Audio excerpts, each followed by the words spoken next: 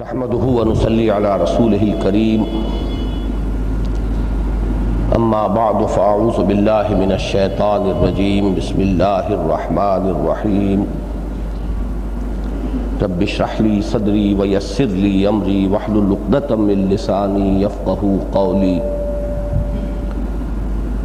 اللهم ربنا الهمنا رشدنا واعذنا من شرور انفسنا اللهم ارنا الحق حقا وارزقنا اتباعه وارنا الباطل باطلا وارزقنا اجتنابه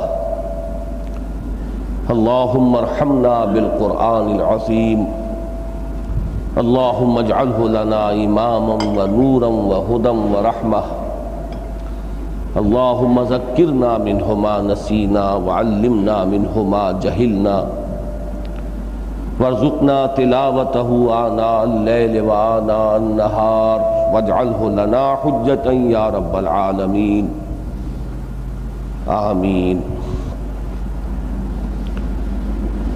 پچھلے ہفتے ہم نے سورہ قمر کا مطالعہ شروع کیا تھا۔ میں نے تلاوت تو آیت نمبر 17 تک کی تھی، لیکن ہمارا درس آیت نمبر 8 تک ہی پہنچ پایا تھا۔ جیسا کہ میں نے پچھلی مرتبہ بھی عرض کیا تھا، ارادہ یہ ہے کہ آج ہم اس پوری سورہ مبارکہ کا مطالعہ مکمل کر لیں، لہذا ہماری نشست قدر معمول سے زیادہ طویل ہوگی، اس کے لیے آپ ذہناً پہلے ہی سے تیار ہو جائیں۔ کچھ مجھے تکلیف بھی ہے، گلے میں تکلیف کے ساتھ زبان بھی کچھ اس کی جڑ میں کچھ انفیکشن ہے، محسوس ہوتا ہے کہ مجھے بولنے میں دقت ہو رہی ہے، تو آپ حضرات دعا کریں کہ اللہ تعالیٰ مجھے توفیق دے اور ہمت دے کہ میں جو ارادہ ہے اسے پورا کر لوں۔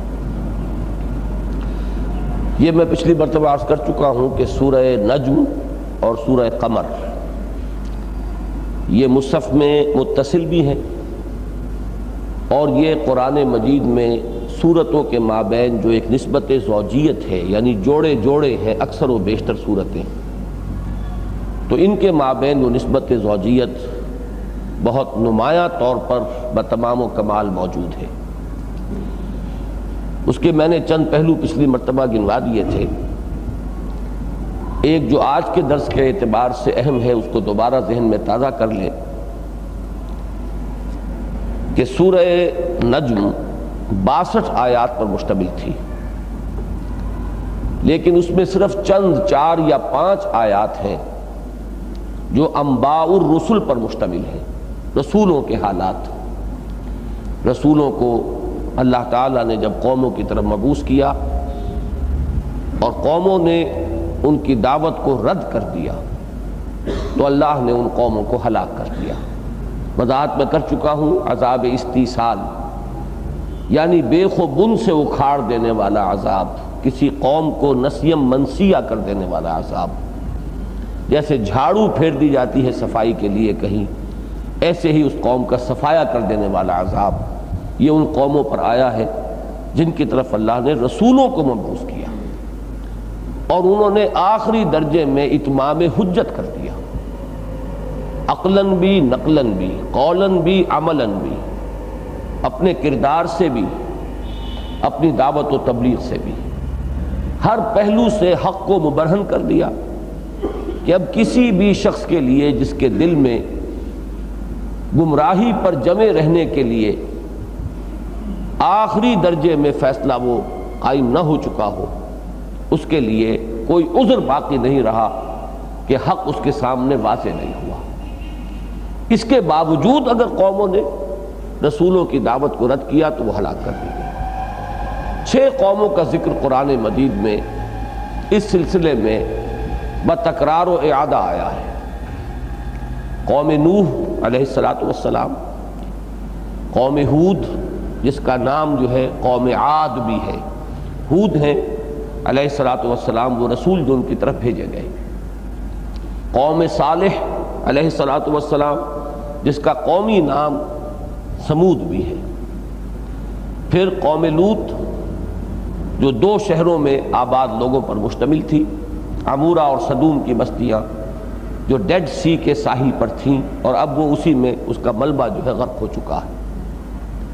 پھر قوم شعیب یا مدین یا مدیان، یہ مختلف نام ہیں، لیکن یہ کہ حضرت شعیب ان کی طرف بھیجے گئے، اس علاقے کا نام مدین ہے جہاں وہ قوم آباد تھی۔ اور پھر آل فرعون جن کی طرف حضرت موسیٰ اور ہارون بھیجے گئے۔ یہ 6 اقوام ہیں جن کا ذکر آتا ہے، جو طویل مکی صورتیں ہیں، جیسے سورہ اعراف، اس میں آپ نے دیکھا کہ پورا ایک ایک رکوع ان قوموں اور ان رسولوں کے حالات پر مشتمل ہے۔ اسی کی ایک مثال ہے سورہ شعراء، سورہ ہود۔ پھر یہ کہ جو درمیانی سائز کی صورتیں ہیں ان میں نسبتاً اختصار کے ساتھ ہے۔ اب یہ چھوٹی صورتیں ہیں تو ان میں بھی اب آپ دیکھ رہے ہیں کہ سورۃ النجم میں تو چند آیات میں ہے، جیسا کہ آج بھی ابھی نماز میں آپ نے سنا وَأَنَّهُ أَهْلَكَ عَادًا الْأُولَىٰ، ایک آیت کہ اسی نے ہلاک کیا تھا عاد کو، پہلی عاد قوم، وَثَمُودَ فَمَا أَبْقَىٰ، ایک آیت میں پھر سمود کا ذکر ہے، اور سمود کو ہلاک کیا تھا اور اسے نہیں باقی چھوڑا۔ وَقَوْمَ نُوحٍ مِّن قَبْلُ إِنَّهُمْ كَانُوا هُمْ أَظْلَمَ وَأَطْغَىٰ، ایک آیت اور ان سے پہلے قوم نوح کو ہلاک کیا تھا، اور وہ تو ان سب سے ہی بڑھ کر زیادہ ظالم اور مشرک اور سرکش اور متمرد تھے۔ وَالْمُؤْتَفِكَةَ أَهْوَىٰ فَغَشَّاهَا مَا غَشَّىٰ، یہ 2 آیات ہیں کہ جو بستیاں تھیں صدوم اور عمورہ کی، ان سے متعلق ہیں۔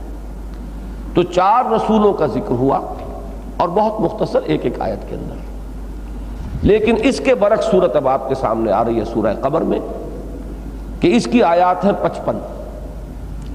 شروع میں 8 آیات، کچھ اتنی ہی 8-10 آیات آخر میں، یہ 15-16 آیات کو چھوڑ دیجئے تو جو مین بلک ہے اس سورہ مبارکہ کا تقریباً 40 آیات وہ انباء الرسل پر مشتمل ہے۔ اب وہ تفصیل سے بات یہاں پر آ رہی ہے، اگرچہ اتنی تفصیل نہیں ہے جتنی سورہ ہود میں یا سورہ اعراف میں یا سورہ شعراء کے اندر آپ کو ملتی ہے، لیکن بہرحال سورہ قمر کے مقابلے میں آپ کو نمایاں طور پر نظر آئے گا کہ ان واقعات کا تذکرہ یہاں زیادہ تفصیل سے ہوا ہے۔ ایک بات جو پچھلی مرتبہ اجمالاً میں نے عرض کی تھی، لیکن میں سمجھتا ہوں کہ اس کی وضاحت صحیح طور پر نہیں ہو پائی تھی، اگرچہ جو میرے درس کے قدیم شرکاء ہیں ان کے سامنے یہ مضامین واضح ہیں، انہیں مستحضر بھی ہوں گے، لیکن ہر مرتبہ ایسا ہوتا ہے کہ جب بھی سلسلہ درس شروع ہوتا ہے کچھ نئے حضرات اس میں شرکت شروع کرتے ہیں، تو یہ بھی ایک اہم نقطہ ہے قرآن مجید کے مطالعے کے ضمن میں کہ نبیوں اور رسولوں کا ذکر قرآن مجید میں 2 مختلف طریقوں پر آتا ہے۔ ایک ان کے ذاتی کردار کی عظمت کو نمایاں کرنے کے لیے، ان کا ذاتی مقام اور مرتبہ، پھر یہ کہ ہر ایک کا اپنا ایک خاص وصف ہے۔ حضرت ایوب علیہ السلام، ان کا صبر، گویا کہ ان کا طرۂ امتیاز ہے صبر، ایوب صابر۔ حضرت اسماعیل علیہ السلام ذبیح اللہ ہے، ان کے لیے قرآن مجید میں بار بار لفظ آتا ہے حلیم، غلام حلیم، نہایت حلیم متبع انسان۔ اسی طریقے سے مختلف انبیاء کے آپ کو کردار کے، ان کی عظمت کے مختلف گوشے جو ہیں قرآن مجید میں نمایاں کیے گئے ہیں۔ حضرت ابراہیم کا مثلا ذکر آیا ہے سورۃ النجم میں، وَإِبْرَاهِيمَ الَّذِي وَفَّى، اور وہ ابراہیم جس نے پورا ادا کر دیا، اللہ کا حق ادا کر دیا، بندگی کا حق ادا کر دیا، جو امتحان اللہ نے لیا۔ اذ قال له ربه اسلم قال اسلمت لرب العالمین۔ اب یہ ان کے ذاتی کردار کی عظمت، ان کا مقام اور مرتبہ۔ پورے قرآن مجید میں حضرت ابراہیم علیہ السلام کی قوم کا کیا انجام ہوا اس کا ذکر نہیں ہے، انباء الرسل میں وہ شامل نہیں ہے، لیکن یہ کہ حضرت ابراہیم کا جو مقام و مرتبہ ہے کون شخص اس سے ناواقف ہوگا۔ امام الناس ہیں، ابو الانبیاء ہیں، خلیل اللہ ہیں، واتخذ اللہ ابراہیم خلیلا علی نبینا وعلیہ الصلاۃ والسلام۔ تو یہ 2 انداز علیحدہ ہیں، ایک کے لیے قرآن مجید کی اصطلاح ہے قصص النبیین، اور ایک کے لیے ہے انباء الرسل۔ رسولوں کو بھیجا، قوم نے انکار کیا، قوم ہلاک کر دی گئی، اس پر عذاب آیا، یہ ایک انداز ہے۔ اور ایک ہے رسولوں کے حالات، ان کی ذاتی کردار کی عظمت، اس کے لیے لفظ قصص آئے گا، جیسے کہ نحن نقص علیک احسن القصص بما اوحینا الیک ھذا القرآن، تو حضرت یوسف علیہ السلام کا پوری سورہ یوسف کو پڑھ جائیے، اس میں وہ انداز نہیں ملے گا جو انباء الرسل کا ہے، لیکن حضرت یوسف کی سیرت و کردار کی عظمت، ان کی پاک دامنی، ان کی عفت، ان کا جو بھی مقام اور مرتبہ ہے ذاتی اعتبار سے، ذاتی شخصیت کے پہلو سے، وہ ہے کہ جس کو پوری سورہ مبارکہ میں نمایاں کیا گیا۔ تو قصص النبیین ایک علیحدہ شے ہے، انباء الرسل ایک علیحدہ شے ہے۔ قصص کے لفظ کو بھی سمجھ لیجئے، عام طور پر مغالطہ ہو جاتا ہے کہ شاید یہ قصے کی جمع ہے، ایسا نہیں ہے۔ قصے کی جمع عربی میں بنے گی قصص، قاف کے زیر کے ساتھ۔ قصص النبیین ہو تو اس کا معنی ہوں گے نبیوں کے قصے، نبیوں کے حالات، اور جب قاف کے زبر کے ساتھ آتا ہے تو یہ ہے مصدر، قصص النبیین، نبیوں کا بیان، نبیوں کے حالات کا بیان، تو یہ قصص النبیین ہے در حقیقت، نبیوں کے حالات کا بیان۔ جہاں وہ قصص النبیین کا پہلو آئے گا، یہ دوسرا نمایاں آپ کو پہلو نظر نہیں آئے گا، ان کی وہ جو قوموں کی ہلاکت اور ان کی بربادی اور تباہی اور ان کے پر عذاب الہی کا نزول۔ اور جہاں رسولوں کا آئے گا ذکر اس پہلو سے، اس کے لیے لفظ ہے انباء الرسل۔ انباء جمع ہے نبا کی، اور نبا کہتے ہیں بڑی اہم خبر کو، بڑی اہم خبر، نمایاں خبر۔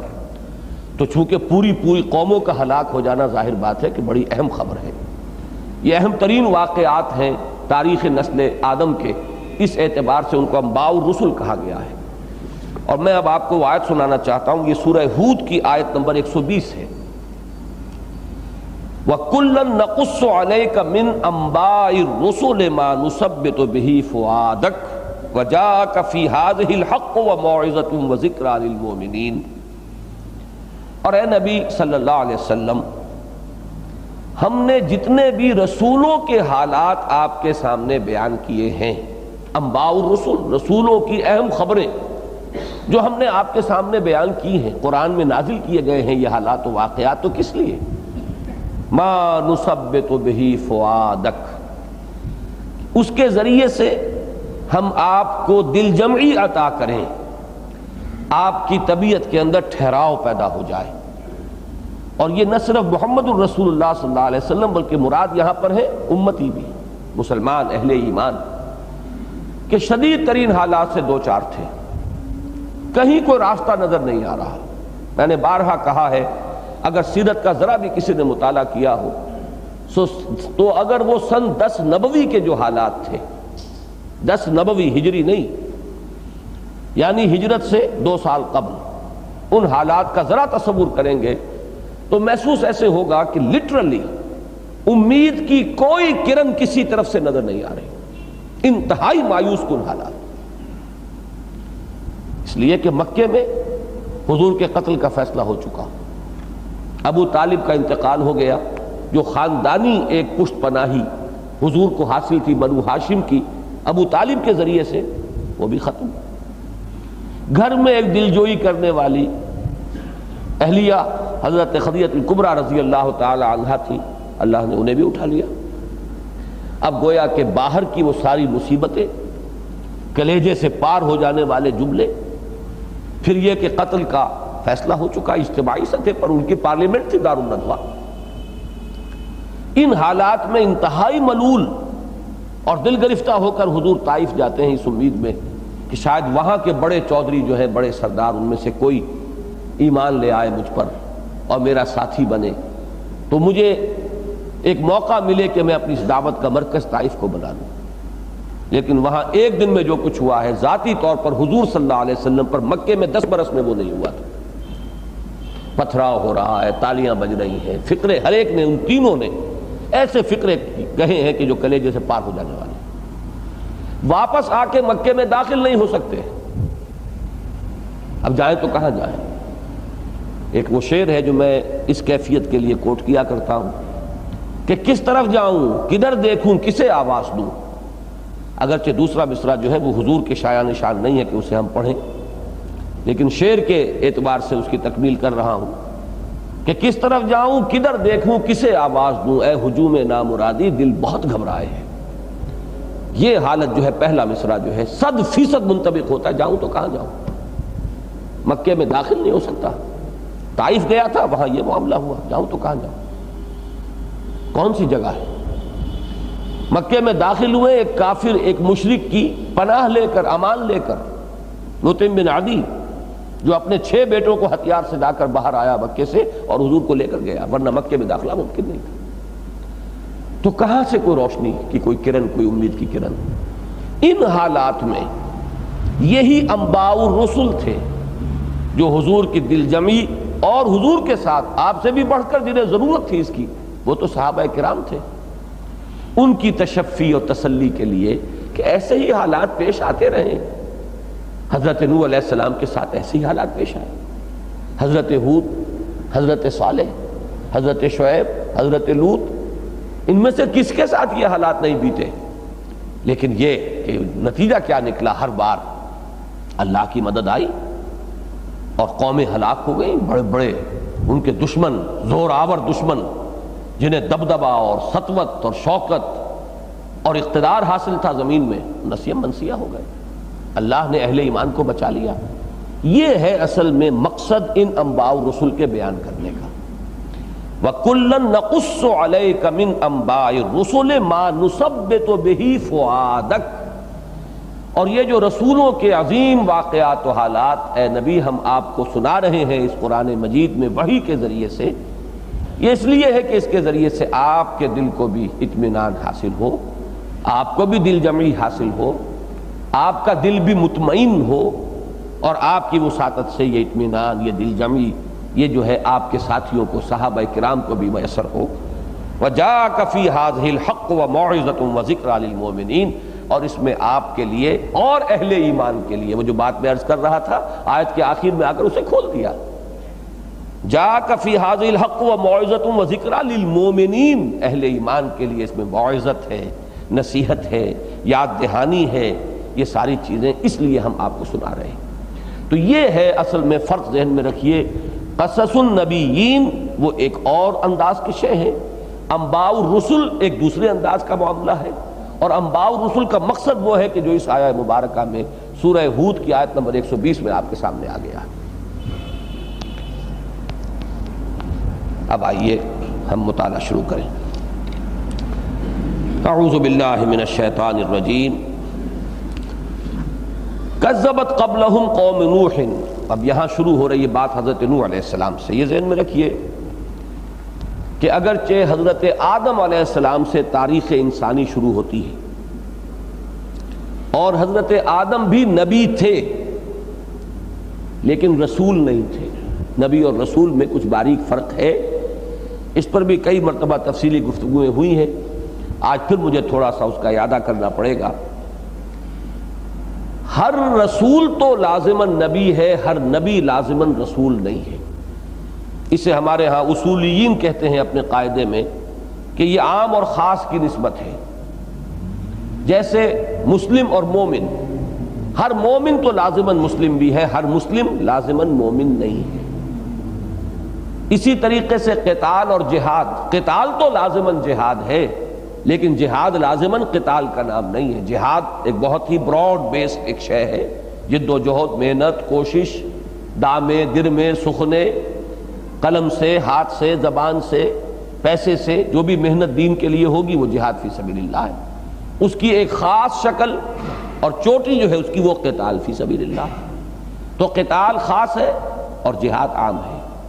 مسلمان جو بھی کلمہ شہادت پڑھ رہا ہے، نماز، روزہ، حج، زکوٰۃ، وہ اس کا تسلیم کرتا ہے، کوئی ایسی بات نہیں مانتا کہ جو دین کی بنیادی باتوں کی نفی کرتی ہو، وہ مسلمان ہے۔ لیکن ہر مسلمان مومن نہیں ہے، مومن وہ ہے جس کے دل میں یقین پیدا ہو چکا ہو۔ اسی طریقے سے معاملہ رسول اور نبی کا ہے کہ نبی عام ہے، اور ہمارے ہاں جو عام روایات مشہور ہیں کہ 1.25 لاکھ کے قریب انبیاء آئے، اور رسول خاص ہے تو ان کی تعداد بھی 313 آتی ہے روایات میں۔ تو رسولوں کی تعداد کم ہے، نبیوں کی تعداد بہت ہے۔ اب فرق کیا ہے ان کے مابین؟ اس میں بہت سی آراء ہے۔ میں جس چیز پر کہ مطمئن ہوا وہی میں صرف بیان کر رہا ہوں ورنہ وقت بہت گزر جائے گا،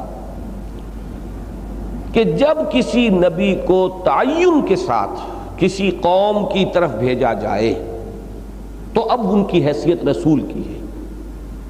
اگر ایسا نہیں ہے، تعین کے ساتھ کسی کی طرف مبعوث نہیں کیا گیا تو وہ نبی ہے۔ اور میں اس کو ایک سادہ مثال سے سمجھایا کرتا ہوں کہ ہمارے ہاں ایک کارڈر ہے، سی ایس پی کارڈر ہے، یہ ایک لیول ہے ہماری سروس کے ہاں۔ اب جو سی ایس پی ہے اسے اگر اپوائنٹ کیا گیا ڈی سی ساہیوال تو یہ اس کی اپوائنٹمنٹ کی حیثیت ہے یہاں پر کہ ڈی سی ساہیوال ہے وہ، لیکن ان کا بنیادی کارڈر کیا ہے؟ C S P officer. یہی سی ایس پی آفیسر جو اس وقت جو ڈی سی ساہیوال لگے ہوئے وہ کسی وقت کہیں ڈپٹی سیکریٹری یا سیکریٹری جو ہے سینٹرل گورنمنٹ میں آ جائیں گے، پروونشل گورنمنٹ میں آ جائیں گے۔ تو یہ جو ہے اپوائنٹمنٹس ہیں اور وہ ان کی حیثیت ذاتی ہے۔ حیثیت ذاتی جو ہے وہ ہے نبی، اور جب نبی بھیج دیا جائے کسی خاص قوم کی طرف، کسی خاص علاقے کی طرف، تو اب وہ رسول ہے۔ اب اس میں ایک فرق پڑ جاتا ہے، یہ بالکل ایسے ہے کہ جیسے اگر کوئی پولیس کا آدمی جا رہا ہو بغیر وردی کے اور کسی نے اسے قتل کر دیا یا کسی نے اس پر حملہ کیا تو یہ ایک عام مقدمہ بنے گا قتل کا۔ لیکن اگر وہ وردی میں ہے، پیٹی بندھی ہوئی ہے، پھر اس پر حملہ ہوا ہے تو یہ حملہ حکومت کے خلاف ہے، یہ صرف اس کے فرد کے خلاف نہیں ہے، یہ بغاوت کے درجے کی شے ہو جائے گی، اس لیے کہ اس وقت وہ یونیفارم میں ہے، اس وقت وہ ریپرزینٹ کر رہا ہے ایک حکومت کو، اس پر اس وقت اقدام جو ہے وہ کہیں زیادہ ایک گھناونا اور کہیں زیادہ بڑا جرم ہوگا بنسبت اس کے کہ اگر وہ شخص اس وقت یونیفارم میں نہیں ہے، ایک عام آدمی کی حیثیت سے جس گلی میں محلے میں رہتا ہے وہاں جھگڑا ہو گیا، کسی نے مار دیا۔ یہی معاملہ ہے نبیوں کے ضمن میں اور رسولوں کے ضمن میں کہ نبی کی قوم نفی کر دے، تردید کر دے، ان کی بات نہ مانے، کوئی ان کے کان پر، کوئی ان کی دعوت پر کان نہ دھرے، تو قوم کا ہلاک ہونا ضروری نہیں ہے۔ یہاں تک کہ اگر نبی کو قتل بھی کر دیا جائے تب بھی قوم کو سزا کا ملنا فوری طور پر کوئی لازم نہیں ہے۔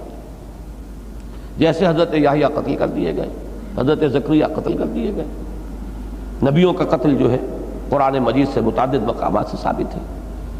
لیکن رسول وہ ان یونیفارم ہے، وہ اللہ کی طرف سے اپوائنٹڈ ہے، تو نمائندہ ہے اس آسمانی بادشاہت کا۔ جیسے کہ آپ کو معلوم ہے کہ سفیر کا قتل کر دینا گویا کہ اعلان جنگ ہے، رسول کو قتل کرنے کا جب فیصلہ کوئی قوم کر لیتی ہے تو یہ گویا کہ اس کی طرف سے اعلان جنگ ہے اللہ کے خلاف، اور اللہ تعالیٰ رسولوں کو پروٹیکٹ کرتا رہا ہے، کسی رسول کو قتل ہونے نہیں دیا گیا، بلکہ جب یہاں تک نوبت آتی تھی تو پھر قومیں ہلاک کر دی جاتی تھی، رسول کو بچا لیا جاتا تھا، اس لیے کہ وہ اس وقت اپنی صرف ذاتی حیثیت میں ایک اعلیٰ کردار کے انسان کی حیثیت نہیں رکھتے تھے، بلکہ اس وقت وہ اللہ کی اس آسمانی بادشاہت کے سفیر کی حیثیت سے اگر ان کے خلاف اقدام ہوتا ہے تو وہ گویا کہ کھلا چیلنج ہے اس آسمانی بادشاہت کے خلاف۔ آپ کو معلوم ہے سلسلہ جنگوں کا جو شروع ہوا ہے حضور کی حیات طیبہ میں، جو ملک عرب سے باہر جنگوں کا سلسلہ ہے، وہ تو اسی سے تو شروع ہوا ہے کہ حضور کے ایک ایلچی کو شہید کر دیا گیا۔ رومی سلطنت کا ایک باج گزار، غالباً غسان کا وہ امیر کہہ لیں، بادشاہ کہہ لیں، اس نے حضور صلی اللہ علیہ وسلم کا جو گرامی نامہ لے کر گئے تھے جو صحابی، انہیں شہید کر دیا۔ بس یہ اعلان جنگ تھا، اسی سے پھر جنگ موتا ہوئی، پھر اسی کے آگے جو سلسلہ ہے وہ جنگ تبوک کا ہے، یہیں سے سلسلہ جو ہے شروع ہو گیا۔ ورنہ جہاں تک کہ کسریٰ کا تعلق ہے، اس نے توہین بھی کی ہے، سب کچھ کیا ہے، لیکن اس نے سفیر کو قتل نہیں کیا، لہذا وہاں کوئی جنگ حضور کے زمانے میں شروع نہیں ہے۔ جنگوں کا سلسلہ شروع ہوا ہے روم کے ساتھ، یہ عجیب معاملہ ہے۔ بہرحال اس کو بھی ذہن میں رکھیے، چونکہ یہ مضمون یہاں آ رہا ہے اسی درس میں، کہ رسولوں کا معاملہ یہ خاص ہے کہ رسولوں کے بارے میں اللہ کی سنت ہے، وَلَقَدْ سَبَقَتْ كَلِمَتُنَا لِعِبَادِنَا الْمُرْسَلِينَ إِنَّهُمْ لَهُمُ الْمَنْصُورُونَ وَإِنَّ جُنْدَنَا لَهُمُ الْغَالِبُونَ۔ رسولوں کے باب میں ہماری یہ بات طے شدہ ہے، طے ہو چکی ہے کہ ان کی لازماً مدد ہوگی اور وہی غالب آ کر رہیں گے، وہ مغلوب نہیں ہو سکتے۔ اس رکوع میں بھی وہ لفظ آ رہا ہے۔ تو میں نے بات کہاں سے شروع کی تھی کہ اگرچہ پہلے نبی تو حضرت آدم ہیں لیکن پہلے رسول حضرت نوح علیہ السلام. حضرت آدم اور حضرت نوح کے مابین بھی بعض نام ہمیں ملتے، حضرت شیس علیہ السلام، حضرت ادریس علیہ السلام، لیکن یہ بھی انبیاء ہیں. پہلے رسول جو ہے نوع انسانی کی طرف وہ حضرت نوح علیہ السلام ہے. تو جہاں بھی کہیں انباء الرسل کا ذکر ہوگا وہاں بات شروع ہوگی حضرت نوح علیہ السلام سے. سورہ مریم میں حضرت ادریس کا ذکر ہے اور مختلف مقامات پر. قرآن مجید میں حضرت شیس کا ذکر نہیں ہے لیکن تورات میں ہے. تو مختلف انبیاء تو حضرت آدم سے پہلے ہیں، خود حضرت آدم نبی ہیں، لیکن رسول جو ہے پہلے وہ حضرت نوح علیہ السلام ہے. لہذا بات ہمیشہ جہاں انباء الرسل کی آئے گی تو پہلا ذکر جو ہوگا حضرت نوح کا. کذبت قبلہم قوم نوح، جھٹلایا تھا ان سے پہلے نوح کی قوم نے علیہ الصلوۃ والسلام. فکذبوا عبدنا، تو انہوں نے جھٹلایا ہمارے بندے کو. یہ عبدنا کے لفظ پر ذرا توجہ کیجئے، اس میں بڑی شفقت ہوتی ہے جب اللہ تعالیٰ کسی بندے کے لیے یہ لفظ استعمال کرتا ہے ہمارا بندہ. اس میں جو اپنائیت، جو اس میں ایک خاص شفقت، عنایت، لطف و کرم، ایک خصوصی نسبت کا جو ظہور ہوتا ہے اس لفظ میں، یہ کیفیات اتنی گاڑھی کسی اور لفظ میں آپ کو نہیں ملیں گی. اور یہ لفظ سب سے زیادہ کثرت کے ساتھ قرآن میں حضور کے لیے آیا، اور وہیں آیا ہے کہ جہاں پر حضور کا کو بہت اعلیٰ رتبہ بیان کرنا جو ہے وہ پیش نظر ہے. سبحان الذی اسریٰ بعبدہ لیلا من المسجد الحرام الی المسجد الاقصی. واقع معراج، یہ رجب کا مہینہ گزر رہا ہے، معراج کا ذکر ہو رہا ہے، تو وہاں بھی اب عروج کتنا بڑا واقعہ ہے، تاریخ انسانی کا منفرد واقعہ ہے. لیکن اس کے لیے نسبت جو ہے یہ بھی ہو سکتی تھی سبحان الذی اسریٰ برسولہ لیلا من المسجد الحرام الی المسجد الاقصی، یا سبحان الذی اسریٰ بنبیہ لیلا من المسجد الحرام الی المسجد الاقصی. نہیں، سبحان الذی اسریٰ بعبدہ. اس میں جو مٹھاس ہے، میں اس کو اپنے تاثرات کو صحیح الفاظ میں پیش نہیں کر پا رہا کہ جو مٹھاس اس میں ہے وہ کسی اور لفظ میں نہیں. اسی طریقے سے الحمدللہ الذی انزل علی عبدہ الکتاب ولم یجعل لہ عوجا تبارک الذی نزل الفرقان علی عبدہ لیکون للعالمین نذیرا. تو حضور کی یہ شان عبدیت جو ہے یہ بہت نمایاں ہے، اور مجھے بعض صوفیاء کے اس قول سے اتفاق ہے جس کو میرے خیال میں صحیح طور پر نہ سمجھنے کی وجہ سے بہت سے حضرات اس سے بہت بدکتے ہیں. بعض لوگوں کا کہنا یہ ہے کہ ولایت نبوت سے افضل ہے. اب اس جملے کا ان کے نزدیک کیا مطلب ہے، میں اس کی ضمانت دیے بغیر جو بات عرض کر رہا ہوں. ولایت کا تعلق جو ہے عبدیت کے ساتھ ہے، نبوت کا تعلق رسالت کے ساتھ ہے. تو جو ہستی نبی بھی ہے، رسول بھی ہے، عبد بھی ہے، ولی بھی ہے، ان سے بڑا ولی اللہ کون ہوگا؟ اب ان کی ذات میں جو یہ مختلف نسبتیں ہیں، ان میں نسبت ولایت و عبدیت کو بالا تری حاصل ہے نسبت نبوت و رسالت سے. یہ مقام عروج ہے. عبد جو ہے اپنے رب کے سامنے کھڑا ہوتا ہے. انی وجہت وجہی للذی فطر السماوات والارض حنیفا، جیسے کہ علامہ اقبال نے ریکنسٹرکشن میں کہا ہے کہ عبادت کیا ہے؟ انائے صغیر کا انائے کبیر کے روبرو آنا اور ہم کلام ہونا. یہ ہماری جو فائنائٹ ایگو ہے، ہماری انائے محدود، اور وہ انفائنائٹ ایگو ہے اللہ کی. دی بگ آئی ایم اننی انا اللہ لا الہ الا انا فاعبدنی. میں ہوں وہ اللہ کے جس کے سوا کوئی الہ نہیں. یہ ہے وہ انائے کبیر. تو پریئر، میننگ آف پریئر ان اسلام کا جو ان کا لیکچر ہے ریکنسٹرکشن میں، شروع یہاں سے ہوتا کہ یہ نسبت عبدیت جو ہے یہ بلندتر ہے.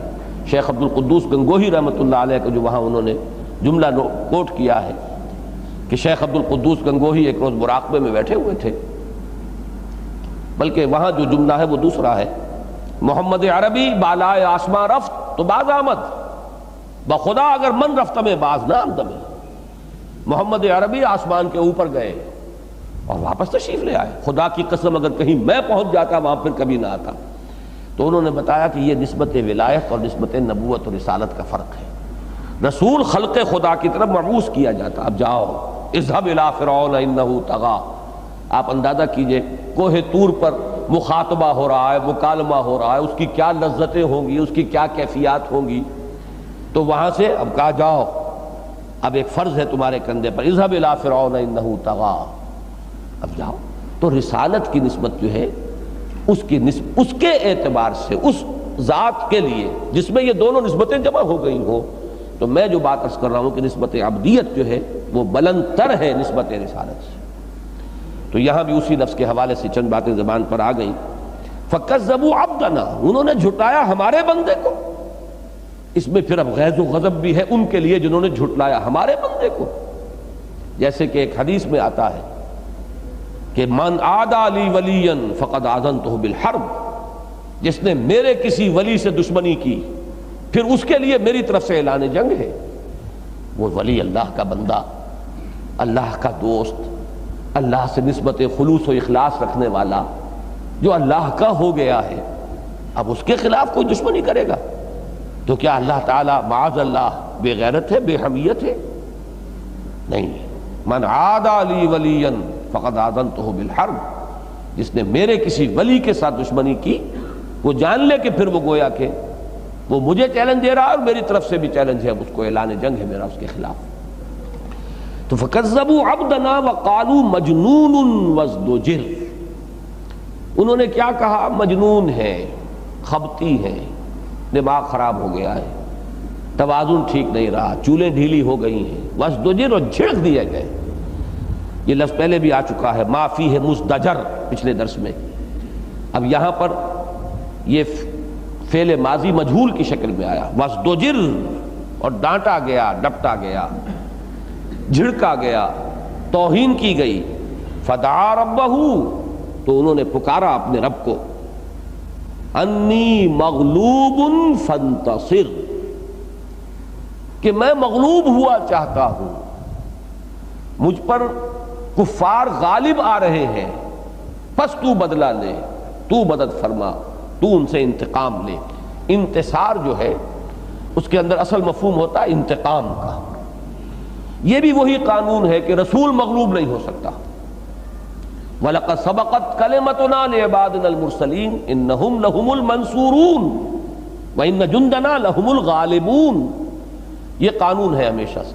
نبی مغلوب ہو سکتا ہے، نبی قتل ہو سکتا ہے، لیکن رسول جو کسی قوم کی طرف اللہ کا نمائندہ اور ایلچی بن کر بھیجا گیا ہو، بنا کر، اس کے خلاف اس طرح کا اقدام یہ گویا کہ اللہ کے خلاف اعلان جنگ ہے، اور پھر اللہ کی طرف سے نصرت آ کر رہتی ہے اور اس قوم کو ہلاک کر دیا جاتا ہے.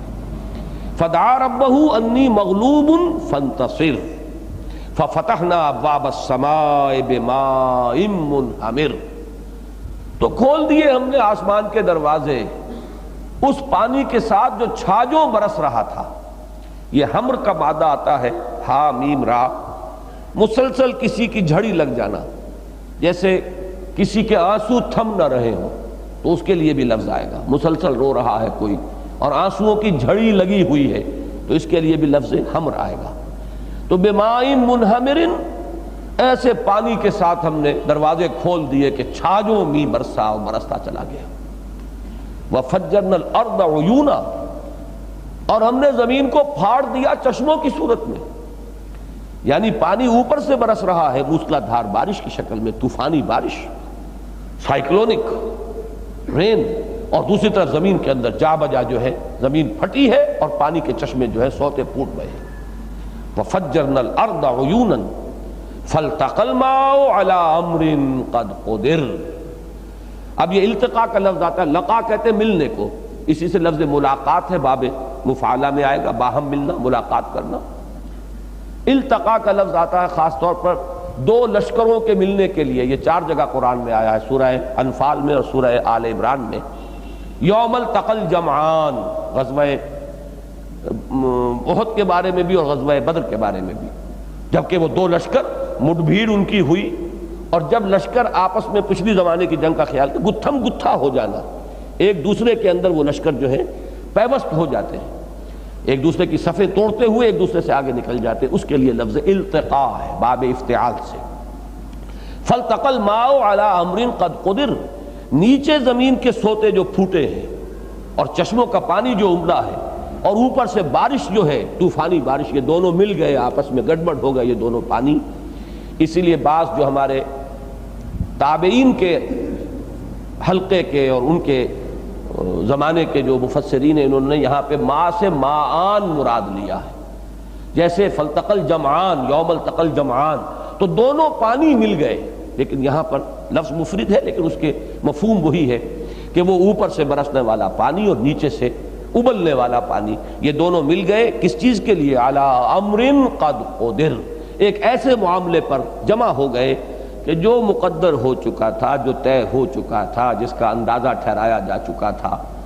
اب اس میں جو ہے ابہام ہے، بات کو واضح نہیں کیا کہ غرق کرنے کے لیے قوم کو، لیکن بعض جگہ پر اس طرح کا ابہام جو ہے اس میں بلاغت بہت ہوتی ہے کہ اب گویا کہ فل ان دی بلینکس وہ کون سا معاملہ تھا، سب کو معلوم ہے، تاریخ انسانی کا عظیم واقعہ ہے، تو بجائے اس کے کہ اس کو یوں بیان کیا جاتا صراحت کے ساتھ، تو اس میں کنایا اور ابہام جو ہے اس نے ایک فصاحت اور بلاغت کا مفہوم پیدا کیا کہ فالتقى الماء على امر قد قدر، اور امر نوٹ کیجئے تنکیر آتا ہے تفخیم کے لیے، بہت بڑی بات، فالتقى الماء على امر قد قدر، تو دونوں پانی مل گئے، بارش اور زمین سے ابلنے والا پانی آپس میں مل گیا ایک ایسی بات پر کہ جس کا اللہ کی طرف سے اندازہ ٹھہرایا جا چکا تھا، فیصلہ کیا جا چکا تھا۔ وَحَمَلْنَاهُ عَلَى ذَاتِ أَلْوَاحٍ وَدُسُرٍ، اور اٹھا لیا ہم نے اسے، اٹھایا، حمل حمال کہتے ہیں، پلے دار جو بوجھ اٹھا کر چلتا ہے حمال ہے، حمل نہ ہو، اور ہم نے اٹھا لیا انہیں، یعنی حضرت نوح علیہ السلام، اور یہاں تفصیل نہیں ہے ان کے ساتھ ان کے اہل و عیال، سوائے یہ کہ ایک بیوی اور ایک بیٹا کہ جو مشرکین کے ساتھ تھے، باقی یہ کہ سب ان کے ساتھ ان کے گھر والے بھی تھے اور جو بھی ایمان لائے تھے، وَمَا آمَنَ مَعَهُ إِلَّا قَلِيلٌ، اور ان پر ایمان لانے والے نہایت قدر قلیل، گنتی کے چند لوگ تھے، تو ان سب کو اس کشتی کے اندر اٹھایا۔ اب کشتی کے لیے بھی دیکھیں یہاں پہ لفظ جو ہے کشتی نہیں لائے، اس میں بھی وہ ابہام۔ یہ صورتیں جو ہیں، یہ 7 صورتیں سورہ قاف سے لے کر سورہ واقعہ تک، یہ بات میں اس دفعہ بتانی بھول گیا، پہلے بارہا میں نے کہا ہے کہ یہ فصاحت و بلاغت اور ادبیت کی معراج ہے قرآن مجید میں، یہ 7 صورتیں، سورہ قاف، سورہ ذاریات، سورہ طور، سورہ نجم، سورہ قمر، سورہ رحمان، یعنی جس کو کہتے ہیں ایک تو ہے حسن معنوی، وہ تو ہر جگہ ایک ایک لفظ میں ہے، ایک ایک سطر میں ہے، ہر صفحہ جو ہے مصحف کا اس کا مرقع ہے، لیکن ایک حسن ظاہری ہوتا ہے، الفاظ کا در و بست ہو، شکو ہو، الفاظ بڑے خوبصورت ہوں، بندشیں بڑی ہی چست ہوں، صوتی آہنگ ہو، میوزک جو ہے اس کا ڈیوائن میوزک جو ہے بہت نمایاں ہو، ردم بڑا ہی دل پذیر ہو، یہ چیزیں جو ہے حسن ظاہری، اس کی معراج ہے یہ 7 صورتیں، اور یہی وجہ ہے کہ اگلی صورت جو ہے سورۃ الرحمن، اس کے لیے حضور نے جو لفظ اختیار کیا ہے کہ سورۃ الرحمن عروس القرآن، یہ قرآن کی دلہن ہے، جیسے دلہن کو آپ سجاتے ہیں، بناؤ سنگھار کرتے ہیں، بہتر سے بہتر لباس ہے، تو یہ قرآن مجید کی دلہن ہے اگلی صورت، باقی یہ وصف جو ہے مشترک ہے۔ اب یہاں بھی اکثر جگہ پر فلک کا لفظ آیا ہے، کشتی میں ہم نے اس کو بچا لیا، لیکن یہاں ذرا کشتی کی ذرا تشریح دیکھیے، وَحَمَلْنَاهُ عَلَى ذَاتِ أَلْوَاحٍ وَدُسُرٍ، اٹھایا ہم نے اسے اس شے پر جو تختوں اور میخوں کی بنی ہوئی تھی، اس میں وہ ردم بھی آیا، قافیہ بھی رہا، اور پھر یہ کہ وہ اس کشتی کی حیت ترکیبی کو بیان کیا گیا، کشتی کا لفظ نہیں لائے۔ لوح کہتے ہیں تختے کو، الواح اس کی جمع ہے، ظاہر بات ہے بڑے بڑے تختوں کو میخوں کے ساتھ جو ہے جوڑ کر ہی کشتی بنتی ہے۔ دسر کہتے ہیں عربی زبان میں کسی چیز کو قوت کے ساتھ دھکیلنا، تو آپ کو معلوم ہے کہ وہ میخ جو ہے اس کو آپ دھکیلتے ہیں لکڑی کے اندر اور زور سے اس کے اوپر جو ہتھوڑا مارتے ہیں، تو وہ دسر میخیں اور الواح، تختوں اور میخوں والی پر ہم نے انہیں اٹھا لیا۔ تجریب اعیننا، وہ چل رہی تھی پانی میں، بے اعیننا، ہماری نگاہوں میں، اس کے کیا معنی ہے؟ یعنی خاص ہماری حفاظت میں، ہماری نگرانی میں۔ اس طوفانی بارش میں کسی کشتی کا بچنا بھی ممکن نہیں تھا جب تک کہ کوئی خاص حکم ربی نہ ہو، اس لیے کہ بارش اوپر سے جس طور سے برس رہی ہو، اس میں کسی کشتی کا بچ جانا، وہ بھی تو معجزات ہی میں سے ہے، اللہ تعالیٰ کی اس خاص قدرت کا ظہور ہے۔ تو فرمایا تجریب اعیننا، ہماری حفاظت میں، ہماری نگرانی میں، ہماری نگاہوں میں وہ چل رہی تھی، جزاء لمن کان کفر، بدلے کے طور پر یہ حال ہے یہاں اس کے لیے جس کی ناشکری کی گئی تھی۔ اب یہ لمن کان کفر کون ہے؟ حضرت نوح علیہ السلام، جن کی ناشکری کی گئی، ناقدری کی گئی، صحیح لفظ ہوگا، شکر کا لفظ جو ہے ہم اردو میں اس معنی میں بولتے نہیں ہیں، ناشکری، ناقدری، جس کی ناقدری کی گئی، ان کے لیے اللہ کے رسول 950 برس دعوت دیتے رہے، محسن ہیں، لوگوں کو بچانے کی فکر کر رہے ہیں، وارن کر رہے ہیں کہ تباہی آ کر رہے گی، تو لیکن یہ کہ ان کی ناقدری کی گئی، ناشکر پن کا اب جو کچھ ان کے ساتھ کیا گیا اللہ نے اس کو بدلہ دیا۔ وَلَقَدْ تَرَكْنَاهَا آیَةً، اور ہم نے اس کو چھوڑ دیا، باقی رکھا ایک نشانی کے طور پر۔ ہا کی جو ضمیر ہے یہاں، ضمیر اس کو منصوب کہیں گے، ترکنا ہا یہ مفعول ہے، چھوڑ دیا ہم نے اس کو۔ کس کو چھوڑ دیا؟ اکثر و بیشتر کی رائے تو مراد ہے کشتی، کہ اللہ تعالیٰ نے اس کشتی کو محفوظ رکھا ہوا ہے، کوئی وقت آئے گا کہ نوع انسانی جو ہے وہ اس کو دریافت کرے گی اور قرآن مجید کی حقانیت کا ایک اور ثبوت جو ہے وہ دنیا کے سامنے آ جائے گا، یہ عام خیال ہے۔ اور آپ کو معلوم ہے اس کے بارے میں متعدد مواقع پر کچھ خبریں آتی رہتی ہیں، کچھ پائلٹس نے دیکھا ہے، یہ رشین اور جو ترکی کا جو علاقہ جہاں مل جاتا ہے، وہاں کسی پہاڑ پر، اگرچہ وہ ترکی کے علاقے میں ہے لیکن ٹرکش سائڈ سے اس کے اوپر چڑھنے کا راستہ نہیں ہے، راستہ جو ہے وہ ہے رشین سائڈ سے، اور وہاں وہ اجازت نہیں دیتے، لیکن بعض پائلٹس کہتے ہیں کہ انہوں نے ایک پہاڑ کی چوٹی کے اوپر ایک کشتی نما شے دیکھی۔ تو اکثر و بیشتر تو لوگوں کی رائے یہی ہے کہ یہ اشارہ اس کی طرف ہے، باقی یہ ایک واقعے کی طرف بھی، کہ اس واقعے کو ہم نے ایک نشانی کے طور پر نوع انسانی کے لیے باقی رکھا، اس لیے کہ اس واقعے کا ذکر جو ہے، جو بالکل منکرین ہے ہر شے کے اور ملحدین ہیں، آپ کو ان کے ہاں بھی مل جائے گا۔ ایچ جی ویلز نے بھی اپنی کنسائز ہسٹری میں ذکر کیا ہے کہ ثبوت اس کا ملتا ہے کہ بہت بڑا سیلاب آیا ہے اور وہ بہت وسیع رقبے کے اوپر تھا، اور اس کی توجہ بڑی عجیب و غریب ہے۔ اس نے توجہ یہ کی ہے کہ میڈیٹرینین جو ہے، یہ بحر متوسط اس کو عربی میں کہتے ہیں، میڈیٹرینین سی، درمیانی متوسط، اس لیے کہ یہ ادھر یورپ، ادھر افریقہ، ادھر ایشیا، تو 3 بر اعظموں کے درمیان یہ البحر المتوسط ہے۔ میڈیٹرینین، میڈی انگریزی میں بھی یہ در حقیقت اسی کے لیے لفظ آیا ہے، ٹیرینز جو ہیں ان کے درمیان میں یہ ایک بڑی سی جھیل ہے۔ اصل میں تو امریکہ میں جس سائز کی جھیلیں ہیں اس کے اعتبار سے اسے وہ 3-4 جھیلیں وہاں کی ملا لی جائیں تو وہ میڈیٹرینین سی بن جائے گا۔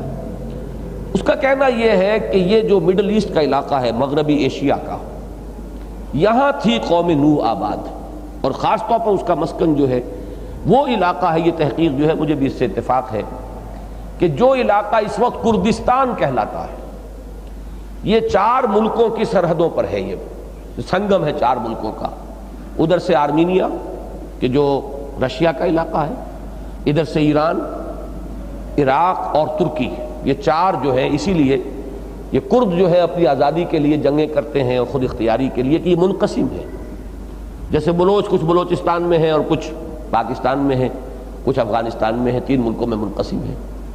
پٹھان ہیں، افغانستان میں ہیں، پاکستان میں ہیں، پاکستان میں 2 صوبوں میں ہیں، بلوچستان میں بھی ہیں اور NWFP میں بھی ہیں، تو بہت سی اس طرح کی نیشنلٹیز ہیں دنیا میں جو اس وقت ڈیوائیڈڈ ہیں ملکوں کے مابین، اور ان کے ہاں یہ تحریک چلتی ہے کہ ہمارا گریٹر بلوچستان ہو یا ہمارا پختونستان ہو، اسی طریقے سے وہ کردستان کے لیے، تو 4 ملکوں میں منقسم ہے، اور یہی علاقہ حضرت نوح علیہ السلام کی قوم کا ہے۔ تو ایچ جی ویلز کا کہنا یہ کہ یہ علاقہ نیچے تھا سطح سمندر سے، اور میڈیٹرینین سی کے ساتھ ساتھ، ساحل کے ساتھ ساتھ کوئی رج تھی، ایسی پہاڑی سلسلہ تھا کہ جس نے روکا ہوا تھا۔ اب بھی آپ کے علم میں ہوگا کہ کراچی کے بعض حصے جو ہیں وہ سطح سمندر سے نیچے ہیں، خدا نہ خواستہ ساحل کے ساتھ ساتھ جو اونچا علاقہ ہے اس میں کہیں اگر کوئی شگاف ہو جائے بڑا تو سمندر جو ہے وہ کراچی کو لے جائے گا، اس لیے کہ اس کے اکثر حصے، اسی لیے ڈرینیج کا پرابلم وہاں سب سے بڑا ہے کہ پانی تو بالآخر جانا سمندر میں ہے نا، کہاں لے کے جائیں گے اس کو؟ اور بعض علاقے جو ہیں وہ وہاں کے سطح سمندر سے نیچے ہیں. تو وہ پورا علاقہ ایجی ویل کا کہنا ہے کہ یہ سطح سمندر سے نیچے تھا، اور ایک وقت میں پھر وہ ساحلی جو پٹی تھی، جو رج تھی، اس کے اندر سے کہیں پانی جو آیا، جس کو قرآن مجید نے کہا فارت تنور. یہاں تو ہم نے پڑھا ہے فجور، فجرنا العیون، فجرنا الارض عیونا، جمع کا صیغہ ہے، لیکن بہت سے مقامات میں محسوس ہوتا ہے کوئی ایک جگہ ایسی تھی کہ جہاں سے پانی کا کوئی بہت بڑا ریلا آیا ہے. فارت تنور، تنور جو ہے ابل پڑا. تو ایچ جی ویلز کے قول سے یا اس کی جو بھی تحقیق ہے اس سے یہ الفاظ زیادہ مناسبت رکھتے ہیں، اور یہ اس کی ایک طبعی توجیہ ہوگی، فزیکل ایکسپلینیشن ہوگی اگر اس کی وہ رائے درست ہے کہ پھر جو سمندر کا پانی آیا ہے اس نے سطح کو برابر کیا ہے، تو پھر جو کچھ سمجھ میں آ جاتی ہے ہر شے کہ اس طور سے اس کی توجیہ. لیکن اس وقت میں ذکر کر رہا تھا صرف اس اعتبار سے کہ یہ صرف تورات یا قرآن مجید ہی میں مذکور نہیں ہے، بلکہ یہ ایک بہت بڑا سیلاب جس نے ایک وسیع و عریض رقبے میں تباہی مچائی اور ہلاکت، اس کا ذکر جو ہے وہ آپ کو دوسرے اعتبارات سے بھی ملتا ہے. اس لیے ہو سکتا ہے ترکنا ہا میں مراد یہ واقعہ ہو، وَتَرَكْنَا ہا آیتاً، ہم نے اسے ایک نشانی کے طور پر باقی رکھا. فَحَلْ مِن مُدَّكِرْ، مدکر کے لفظ کو پہچانیے، یہ متذکر ہے. متذکر ذکر سے، ذکر کے معنی یاد دہانی، یاد کرنا. تذکیر کے معنی ہوگی یاد کرانا، اور تذکر کے معنی ہوگی یاد کرنا.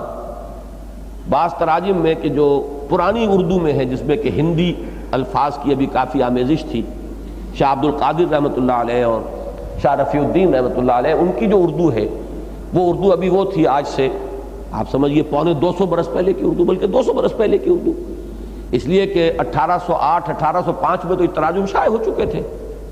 تو انہیں شائع ہوئے جو ہے 250 برس ہو گئے، تو ظاہر بات ہے کہ لکھے ہوں گے اس سے پہلے. تو یہ 200 برس پہلے کی جو ہے اردو ہے، اس میں چیتنا کا لفظ آتا ہے. یوم یتذکر الانسان وانى له الذکریٰ، اس روز چیتے گا انسان، اور پھر کس کام کا اس کا چیتنا. تو چیتنا جو پنجابی میں آپ لفظ استعمال کرتے ہیں، یہ معلوم ہوتا ہے کہ وہی ہندی کے اس لفظ کے ساتھ اس کی مناسبت ہے. یاد آ جائے کوئی شے، بھولی بسری بات یاد آ جائے، چیتا ہونا. تو یہ ذکر کے معنی در حقیقت چیتا ہے، اور تذکیر کسی کو یاد دلانا، اور تذکر خود چیتنا، خود یاد کر لینا. تذکر سے اس میں فاعل بنا متذکر، یاد کرنے والا، نصیحت حاصل کرنے والا، سبق حاصل کرنے والا، یاد دہانی اخذ کرنے والا. متذکر، یہ تا اور زال یہ دونوں جڑ گئے ہیں اور یہ مدکر بن گیا. یہ عربی زبان کا ایک قاعدہ ہے. صوتی اثرات جو ہیں اس طریقے سے جہاں قرب ہو تو ان کو جمع کر کے، اور یہ ایک شکل جو ہے بن جاتی ہے. فَهَلْ مِن مُدَّكِرْ فَكَيْفَ كَانَ عَذَابِي وَنُذُرْ. اب یہ دیکھیے سوالیہ انداز ہے، لیکن یہاں سوالیہ انداز کی بجائے سائن آف ایکسکلیمیشن سمجھیے آگے. ایک تو ہوتا ہے ایک سائن آف انٹروگیشن، تو ہے تو یہ استفہام، سوال ہے. فَكَيْفَ كَانَ عَذَابِي وَنُذُرْ، کیسا رہا میرا عذاب اور کیسا رہا میرا ڈرانا. نذر کے لفظ کی وضاحت پچھلی مرتبہ میں کر چکا ہوں. یہ نذیر کی جمع بھی ہے اور حاصل مصدر بھی ہے. اس میں مصدر میرا خبردار کرنا کیسا رہا، یا کیسا رہا میرے طرف سے خبردار کرنے والوں کا آنا، اور کیسا رہا میرا عذاب. یہاں بھی آپ کو معلوم ہے وہی ابہام، بات بیان نہیں کی کہ ہم نے غرق کر دیا اور ہم نے برباد کر دیا. یہ بھی قرآن مجید میں وہ اسلوب بھی ہے، لیکن یہاں مشترک وصف جو ہے اسلوب وہ آپ دیکھ رہے ہیں کہ اس میں ابہام، بات کو بجائے کھولنے کے ایسے انداز میں بات کرنا کہ باقی انسان خود اپنے ذہن سے اسے کنسٹرکٹ کرے. فَكَيْفَ كَانَ عَذَابِي وَنُذُرْ، کیسا رہا میرا عذاب، میری سزا، اور کیسا رہا میرا خبردار کرنا. وَلَقَدْ يَسَّرْنَا الْقُرْآنَ لِلذِّكْرِ فَهَلْ مِن مُدَّكِرْ، اور ہم نے تو آسان کر دیا ہے قرآن کو یاد دہانی کے لیے، تو ہے کوئی نصیحت اخذ کرنے والا. اس آیت کو ذرا اچھی طرح سمجھ لیجئے، یہ 4 مرتبہ آئے گی اسی سورہ مبارکہ میں، جس کو عام طور پر کہتے ہیں ٹیپ کا بند. تو یہ ہماری عام اصطلاحات ہیں. قرآن مجید میں بعض صورتوں میں، جیسے اگلی صورت میں آئے گا فَبِأَيِّ آلَاءِ رَبِّكُمَا تُكَذِّبَانِ، اس کی بہت تکرار ہوئی ہے. تو یہاں سے وہ انداز شروع ہو گیا ہے. یہ اس سورہ مبارکہ میں وہ 4 مرتبہ یہ الفاظ آئیں گے. ہم نے قرآن کو آسان کر دیا ہے ذکر کے لیے، تو ہے کوئی نصیحت اخذ کرنے والا. اس آیت پر اگرچہ میں لکھ چکا ہوں، جو میرا کتابچہ ہے مسلمانوں پر قرآن مجید کے حقوق، جس کا عربی ترجمہ بھی ہے، ماذا یجب علی المسلمین تجاہ القرآن، فارسی کا ترجمہ بھی ہے، انگریزی کا بھی ہے۔ ہماری یہ پوری جو قرآنی تحریک تھی اس کا نقطہ آغاز جو ہے، سٹارٹنگ پوائنٹ، دو پمفلٹ ہی تھے میرے، ایک یہ مسلمانوں پر قرآن مجید کے حقوق والا، اور دوسرا یہ اسلام کی نشرت ثانیہ کرنے کا اصل کام۔ یہ سارا جو ہے در حقیقت اسی کا یہ پھیلاؤ ہے، وہی نقشہ تھا جو میں نے رکھ دیا تھا۔ تو دو چیزوں کو پہچان لیجئے، ایک لفظ تدبر ہے اور ایک لفظ تذکر ہے۔ تذکر کے معنی ہے اصل سبق حاصل کر لینا، نصیحت اور یاد دہانی اخذ کر لینا۔ تدبر کے معنی ہے گہرائی میں اتر کر غور و فکر کرنا۔ تدبر قرآن کا جو ہے وہ انتہائی مشکل کام ہے، اس لیے کہ اس کی گہرائی اتھاہ ہے، فیتھم لیس جسے آپ کہتے ہیں، اس کی تہ تک پہنچنا ممکن ہی نہیں۔ کتنا ہی آپ غوطہ زنی کیجئے، بقول اقبال کے قرآن میں ہو غوطہ زن ہے مرد مسلمان، کتنی غوطہ زنی کیجئے اس کی تہ تک نہیں پہنچ سکتے۔ پوری زندگیاں کھپا دے، چاہے آپ زمخشری بن جائیں اور چاہے آپ رازی بن جائیں، قرآن مجید کی تہ تک نہیں پہنچ سکتے۔ لگ جائیے، پوری عمر لگا دی۔ لا تنقضی عجائبہ ولا یشبع منہ العلماء ولا یخلق عن کثرت الرد، اس کے عجائب کبھی ختم ہی نہیں ہوں گے، علماء اس سے کبھی سیر نہ ہوں گے، اور کبھی اس کی بار بار کے پڑھنے سے طبیعت اکتائے گی نہیں۔ تو یہ قرآن کی شان ہے۔ تو تدبر قرآن کے تقاضے تو کچھ اور ہیں، میں تفصیل سے وہاں لکھ چکا ہوں، جن حضرات کو بھی شوق ہو وہ اس کا چیپٹر جو ہے تدبر اور تذکر والا، یعنی قرآن مجید کو سمجھنے کے یہ دو درجے ہیں۔ تذکر نصیحت حاصل کر لینا، جیسے میں نے سادہ سی مثال سے سمجھایا ہے، 5ویں 6ٹھی جماعت میں ہمیں کوئی سٹوری پڑھائی جاتی تھی، تو سٹوری کے آخر میں مورل لیسن، اس سٹوری کا، اس کہانی کا حاصل کیا ہے، اس کا سبق کیا ہے، اس کا نتیجہ کیا نکلا، ہمیں اس سے کیا اخذ کرنا ہے۔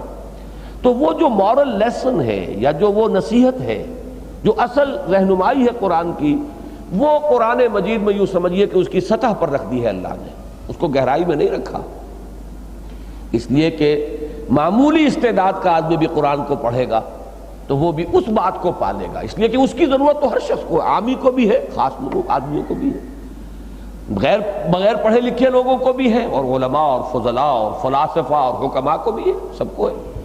لہذا اس کو تو آسان رکھا۔ میں اس کی مثال دیا کرتا ہوں کہ اگر سطح سمندر پر کوئی، اگر آپ کا آئل ٹینکر جو ہے وہ ٹوٹ جائے، لیک کر جائے، تو اب یہ سطح سمندر کے اوپر تیل کی ایک تہ ہوگی، وہ تیل نیچے نہیں جائے گا، وہ سطح سمندر کے اوپر ہے۔ تو اسی طریقے سے ذکر جو ہے قرآن کا، نصیحت، سبق، عبرت، جو اصل تعلیم ہے اس کی، جس کی ہر شخص کو ضرورت ہے، وہ سطح پر ہے۔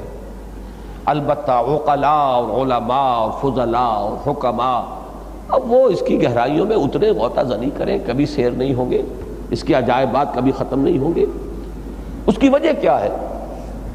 وہ در حقیقت مولانا امین حسن اصلاحی صاحب کا چونکہ یہ خاص مضمون ہے، انہوں نے اپنی تفسیر میں اس مقام پر بڑی بحث کی ہے، قرآن کس کس پہلو سے آسان ہے، یا تذکر کے لیے اس میں کون کون سے اسلوب ہیں، کئی چیزیں گنوائی انہوں نے۔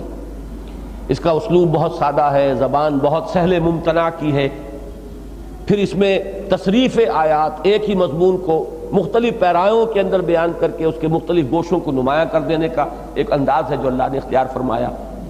پھر اس میں بڑی سادہ تمثیلات ہیں کہ مشکل مضامین جو ہیں ان کو سادہ تمثیلوں سے واضح کیا، لیکن میں حیران ہوا کہ اس میں اصل شے جو ہے مولانا اس وقت کہیں لکھتے ہوئے ان کی ذہن سے رہ گئی ہے۔ اصل شے جو ہے، جو تفسیر قرآن کی بنیاد ہے، وہ یہ ہے کہ اس کا بنیادی مضمون وہ ہے جو فطرت انسانی کا جانا پہچانا ہے، وہ ہماری اپنی فطرت کے اندر موجود ہے، اور لفظ ذکر کے ساتھ در حقیقت اس کی مناسبت ہے۔ ذکر کہتے ہی اسے ہیں کہ جو چیز معلوم تھی کسی وجہ سے ہمارے حافظے میں نیچی گہری اتر گئی، ذہول ہو گیا، نسیان ہو گیا، اب آپ نے یاد دہانی کرا دی، تو در حقیقت یہ ہماری فطرت کے اندر یہ چیزیں مضمر ہیں، یہ حقائق موجود ہیں۔ چنانچہ حضرت حافظ ابن قیم رحمہ اللہ، ان کا میں نے ایک مرتبہ میثاق میں ایک چھوٹا سا شذرہ جو ہے وہ میں نے ترجمہ کر کے شائع کیا تھا، جس کے یہ الفاظ ہیں کہ ایک سلیم الفطرت انسان جب قرآن کو پڑھتا ہے تو یوں محسوس کرتا ہے کہ قرآن اس کے لوح قلب کے اوپر لکھا ہوا ہے، وہاں سے پڑھ رہا ہے۔ یہ ہے اصل تاثیر کہ ہمارے اپنے اندر سے فطرت کی گواہی کو یہ در حقیقت ابھار کر لاتا ہے اوپر۔ اس لیے کوئی منطق آتی ہو کسی کو نہ آتی ہو، وہ لغت کا اور ان کا امام نحو کا امام ہو نہ ہو، ایک شرط ضرور ہے کہ اتنی عربی آتی ہو کہ ترجمے کا وہ درمیان میں حجاب نہ رہے، براہ راست کمیونیکیشن ہو، قرآن مجید کا نزول براہ راست آپ کے ذہن و قلب پر ہو رہا ہو، بواسطہ ترجمہ نہیں۔ وہ تو پھر بریک ہو جاتا ہے، اس میں انٹرولز ہو جاتے ہیں، پھر ٹکڑوں ٹکڑوں میں بات سامنے آتی ہے، اس کا تاثر وہ نہیں رہتا۔ وہ تاثر جو ہوتا ہے تسلسل کے ساتھ اگر قرآن مجید آپ کے ذہن و قلب کے سامنے آتا چلا جائے تو در حقیقت وہ آپ کی اپنی فطرت کے تاروں کو چھیڑتا ہے۔ نغمے اب وہاں سے نکلتے ہیں، نغمے بیتاب ہیں تاروں سے نکلنے کے لیے، ایک ذرا چھیڑ تو دے زخمہ مضراب حیات۔ یہ ہے در حقیقت تاثیر قرآن کا اصل پہلو۔ تو میں نے تذکر پر بھی گفتگو کی ہے اور ایمان بالقرآن کے ضمن میں بھی اس کتابچے میں میری یہ بحث موجود ہے، جو حضرات مزید شرح و بسط کے ساتھ دیکھنا چاہیں وہاں مطالعہ کر لیں۔ وَلَقَدْ يَسَّرْنَا الْقُرْآنَ لِلذِّكْرِ فَهَلْ مِن مُدَّكِرٍ۔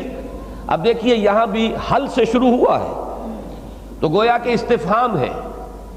یہ استفہام جو ہے یہ چیلنج کے انداز کا ہے، کوئی نصیحت اخذ کرنے والا؟ فَهَلْ مِن مُدَّكِرٍ، یعنی ہم نے تو حجت قائم کر دی ہے تمہارے اوپر، ہم نے قرآن کو آسان بنا دیا ہے، قرآن میں یہ استعداد رکھ دی ہے کہ وہ تمہارے اپنے فطرت کے مضمر حقائق کو اجاگر کر کے ابھار کر تمہارے شعور کی سطح پر لے آئے گا۔ تو لیکن یہ کہ نیت تو ہو، ارادہ تو ہو۔ اگر نیت میں فطور ہے، جیسے کہ کہا جاتا ہے کہ سوتے کو جگایا جا سکتا ہے، جاگتے کو کیسے جگایا جائے؟ اگر سب کچھ جان بوجھ کر بھی وہ جو من حرامی ہوا ہو تو یہ بات دوسری ہے بالکل، کہ پھر تو انسان نہیں جاگے گا۔ لیکن یہ کہ اگر کوئی بھی طبیعت کے اندر آمادگی ہے، حقیقت کی کوئی طلب ہے، ہدایت کی کوئی آرزو ہے، وَلَقَدْ يَسَّرْنَا الْقُرْآنَ لِلذِّكْرِ فَهَلْ مِن مُدَّكِرٍ، ہم نے تو قرآن کو سبق آموزی کے لیے، نصیحت اخذ کرنے کے لیے آسان بنا دیا ہے، تو ہے کوئی جو اس سے سبق حاصل کرے۔ کذبت عاد، مشکل جتنے مضامین اس سورہ مبارکہ کے تھے وہ آ گئے۔ انباء الرسل، قصص النبیین کا فرق، رسول اور نبی کا فرق۔ رسول کے بارے میں یہ قانون کہ اس کی لازماً نصرت ہوگی، انی مغلوب فانتصر، اور پھر یہ کہ ذکر کسے کہتے ہیں اور قرآن مجید کس اعتبار سے ذکر کے لیے نہایت آسان ہے۔ یہ انتہائی آسان ہے تذکر کے اعتبار سے، انتہائی مشکل ہے تدبر کے اعتبار سے۔ پوری عمر کھپا کر بھی کوئی شخص یہ نہیں کہہ سکتا کہ میں نے قرآن مجید کے فہم کا حق ادا کر دیا اور اب میں لے چکا جو اس میں ہے، اب اس میں کچھ اور باقی نہیں رہا، معاذ اللہ ثم معاذ اللہ۔ کذبت عاد فکیف کان عذابی ونذر، اب یہ تیزی کے ساتھ چلے گی بات۔ اسی طرح عاد نے جھٹلایا، واہلک عاد الاولی جو آیا تھا سورۃ النجم میں، فکیف کان عذابی ونذر، تو کیسے رہا میرے سزا کا معاملہ، میرے عذاب کا معاملہ اور میرا انذار۔ انا ارسلنا علیہم ریحا صرصرا فی یوم نحس مستمر، ہم نے ان پر بھیج دی یا چھوڑ دی۔ ارسلنا جو ہے یہ دونوں معنی آتا، جیسے اگر کہیں شکار کے اوپر آپ کتا چھوڑیں تو یہ بھی اس کے لیے بھی لفظ ارسال آئے گا۔ تو جیسے کہ ہوا، زوردار ہوا کا دباؤ کہیں تھا اور اللہ نے اس ہوا کو چھوڑ دیا، یہ چھوڑنا ہے۔ انا ارسلنا علیہم ریحا صرصرا، بڑی باد تند، بڑی تیز ہوا ہم نے ان کے اوپر چھوڑ دی۔ اور قرآن مجید میں 29ویں پارے میں آتا ہے 7 لیال و 8 ایام، 7 راتیں اور 8 دن وہ ہوا تیز و تند آندھی جو ہے وہ ان کے اوپر چلتی رہی۔ فی یوم نحس مستمر، ایک ایسے دن میں، ایک ایسے وقت میں۔ اب یہاں یوم کا لفظ جو ہے ایک دن کے لیے نہیں آئے گا، اس لیے کہ وہاں 7 لیال و 8 ایام آیا ہے۔ تو ایک ایسا وقت، ایک ایسا موقع جو کہ نہایت نحوست والا تھا اور مستمر، استمرار کہتے ہیں، ماضی استمراری اور حال استمراری، جس میں کوئی چیز جاری ہو، کر رہا تھا، جا رہا ہوں، تو وہ استمرار ہے۔ مسلسل کے ساتھ، تسلسل کے ساتھ وہ نحوست والی ہوا جو ہے وہ ان کے اوپر چلی۔ تنزع الناس، نزع کہتے ہیں کھینچ لینے کو، عالم نزع جبکہ انسان کی جان اس کے جسم میں سے کھنچ رہی ہو، یہ عالم نزع ہے۔ تنزع الناس، وہ کھینچتی تھی لوگوں کو۔ اب یہ نزع جو ہے خاص طور پر دیکھیے جیسے کسی پودے کو اکھیڑ لیا جائے، اور میں نے بیان کیا عذاب استیصال کی وضاحت میں کر چکا ہوں، کسی پودے کو جڑ سے اکھیڑ لینا، وہی لفظ یہاں لائے تنزع الناس، وہ لوگوں کو اکھیڑ رہی تھی، تیز ہوا اٹھا اٹھا کر پٹک رہی ہوگی انہیں۔ تنزع الناس کأنہم اعجاز نخل منقعر، گویا کہ وہ کھجور کے ایسے تنے تھے کہ جو جڑوں کے اکھیڑ لیے جائیں۔ قار کہتے ہیں کسی شے کی انتہائی جو نچلا حصہ ہو، تو منقعر کے دونوں معنی ہو سکتے ہیں، جو چیز گہرائی میں اتر جائے، اور یہ بھی کہ جو گہرائی سے اکھاڑ لی گئی۔ تنزع الناس کأنہم اعجاز نخل منقعر فکیف کان عذابی ونذر، کیسا رہا پھر میرا عذاب اور میرا انذار، میرا ڈرانا اور خبردار کرنا۔ وَلَقَدْ يَسَّرْنَا الْقُرْآنَ لِلذِّكْرِ فَهَلْ مِن مُدَّكِرٍ، ہم نے تو قرآن کو یاد دہانی کے لیے، سبق آموزی کے لیے آسان بنا دیا ہے، تو ہے کوئی نصیحت اخذ کرنے والا؟ یہ وہی انداز ہے جو غالب نے اختیار کیا ہے۔ کون ہوتا ہے حریف میں مرد افغن عشق، ہے مقرر لب ساقی پہ صلاح میرے بعد، تو حل من مدکر، ہے کوئی نصیحت اخذ کرنے والا؟ کذبت ثمود بالنذر، اسی طرح سمود نے، یہ سمود وہ قوم ہے جس کی طرف حضرت صالح علیہ السلام بھیجے گئے، انہوں نے بھی ڈرانے والوں کو، خبردار کرنے والوں کو۔ اب نذر جمع کیوں آیا ہے؟ یہ جیسا کہ میں عرض کر چکا ہوں، یہ بھی ہو سکتا ہے کہ اس میں مصدر ہے، یہ ڈرانے کو جھٹلایا، خبردار کرنے کو جھٹلایا، اور یہ بھی ہو سکتا ہے کہ رسول جب بھی دعوت دیتا ہے تو رسول کے ساتھ اس کے ساتھی بھی اس انذار میں شریک ہوتے ہیں، جیسے حضور کے ساتھ حضرت ابو بکر صدیق، حضرت عثمان غنی، حضرت موسیٰ بن عمیر، یہ کون ہے؟ یہ سب کے سب بھی اسی انذار کے کام میں شامل ہو گئے تھے۔ فَقَالُوا أَبَشَرٌ مِّنَّا وَاحِدًا نَتَّبِعُهُ، انہوں نے کہا کیا ہم میں سے ایک انسان، ہم اس کی پیروی کریں گے؟ یہ وہ عام مغالطہ ہے جو دنیا میں ہمیشہ نبیوں کے بارے میں ہوا، یہ تو ہم جیسا آدمی ہے، فلاں کا بیٹا، فلاں کا پوتا، فلاں قبیلے کا، فلاں گھرانے کا، جیسے ہم پیدا ہوئے ایسے یہ پیدا ہوا، جیسے ہم کھانا کھاتے ہیں ایسے یہ کھانا کھاتا ہے۔ مال ھذا الرسول یاکل الطعام ویمشی فی الاسواق، یہ کھانا بھی کھاتا ہے، بازاروں میں چلتا ہے، خرید و فروخت کرتا ہے، کاروبار کرتا رہا ہے، کیسے مان لیں؟ ابشرا منا واحدا، ہم میں سے ہی ایک شخص، ایک بشر، ایک انسان، نتبعہ، اب یہاں بھی دیکھیے یہ انداز کیا ہے، اس میں بھی وہی سائن آف ایکسکلیمیشن آئے گی۔ ہر صورت کا ایک خاص اسلوب ہوتا ہے، وہ اسلوب آپ کو اس میں ریپیٹڈ ملے گا۔ اس کی پیروی کریں ہم، کیا ہم اس کی پیروی کریں گے؟ یعنی نہیں کریں گے۔ یہ در حقیقت انکار کا انتہائی بلیغ پیرایا ہے، ہرگز ہم تیار نہیں ہیں کہ ہم جیسا ایک انسان ہم اس کی پیروی کریں۔ اس کو اللہ کا رسول ماننے کا مطلب کیا ہے؟ اس کی ہر بات ماننی پڑے گی، اس کا حکم سر آنکھوں پر رکھنا ہوگا، اس کی پیروی کرنی پڑے گی۔ رسول تو جیسے کہ قرآن میں فرمایا وَمَا أَرْسَلْنَا مِن رَّسُولٍ إِلَّا لِيُطَاعَ بِإِذْنِ اللَّهِ، ہم نے نہیں بھیجا کوئی بھی رسول مگر اس لیے کہ اس کی اطاعت کی جائے اللہ کے اذن سے، اللہ کے حکم سے، تو ہم تو اس کے لیے تیار نہیں۔ إِنَّا إِذًا لَفِي ضَلَالٍ وَسُعُرٍ، اگر ہم ایسا کریں، اذن جو ہے اگر ایسا کریں بالفرض، تو ہم تو ہو گئے بڑے بھٹکے ہوئے اور بڑے خبتی ہو جائیں گے ہم، ہمارا تو گویا کہ ہماری کوئی حیثیت نہیں رہے گی۔ سور کہتے ہیں نادانی کو بھی اور کسی کے دماغ کے اندر خلل آ جانے کو، ضلال کہتے ہیں بھٹک جانے کو۔ اپنے جیسے ایک انسان کو اللہ کا رسول مان کر اس کی پیروی کریں، اس کے پیچھے چلیں، اس کا حکم مانیں، تو ہم سے زیادہ بھٹکا ہوا کون ہوگا؟ پھر ہم سے زیادہ جو ہے جو دماغ کی خرابی اور کس کو لاحق ہوگی؟ اَلْقِیَ الذِّکْرُ عَلَیْہِم مِّن بَینِنَا، پھر وہی سوالیہ انداز، کیا ہمارے مابین سے یہی ایک رہ گیا تھا کہ جس پر اللہ نے اپنا ذکر جو ہے وہ القاء کیا؟ کیا القاء کیا گیا؟ ذکر کہا، دیکھیے لفظ یہاں پہ یاد دہانی کو، اللہ تعالیٰ کی جو کتاب آئی ہے یاد دہانی کے لیے آئی ہے، تو کیا یہ یاد دہانی اسی پر اتاری گئی؟ آخر مطلب کیا ہے ذرا اندازہ کریں آپ اس کو، اگر میں جو ہماری کولوکیل لینگویج ہے، ان میں کون سا سرخ آپ کا پر لگا ہوا تھا؟ یہ کوئی آسمان سے اترے ہیں؟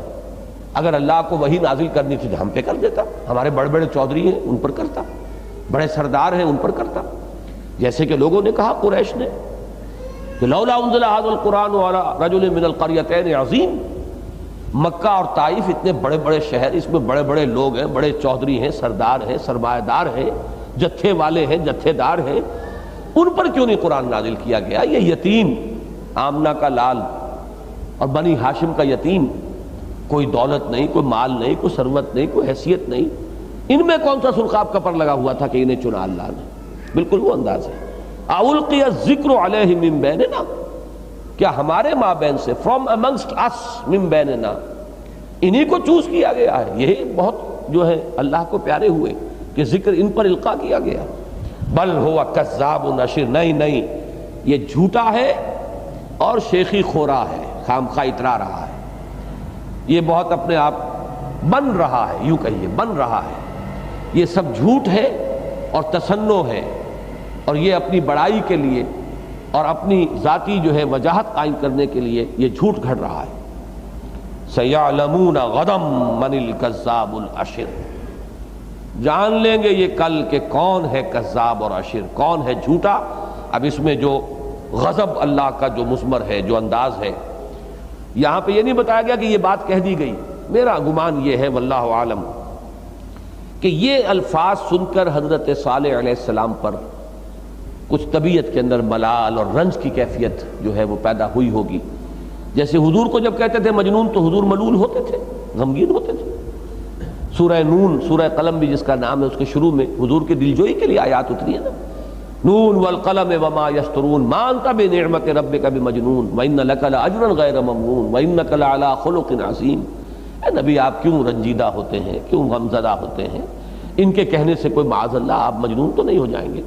پاگل ہیں، کہنے دیجئے جو کہہ رہے ہیں۔ اس انداز میں اللہ تعالیٰ دلجوئی فرماتے ہیں نبیوں کی۔ تو میرے نزدیک یہ جملہ اس وقت حضرت صالح سے کہا گیا ہے کہ اے صالح گھبراؤ نہیں، سَيَعْلَمُونَ غَدًا مَنِ الْكَذَّابُ الْأَشِرُ، یہ کوئی دن کی بات ہے۔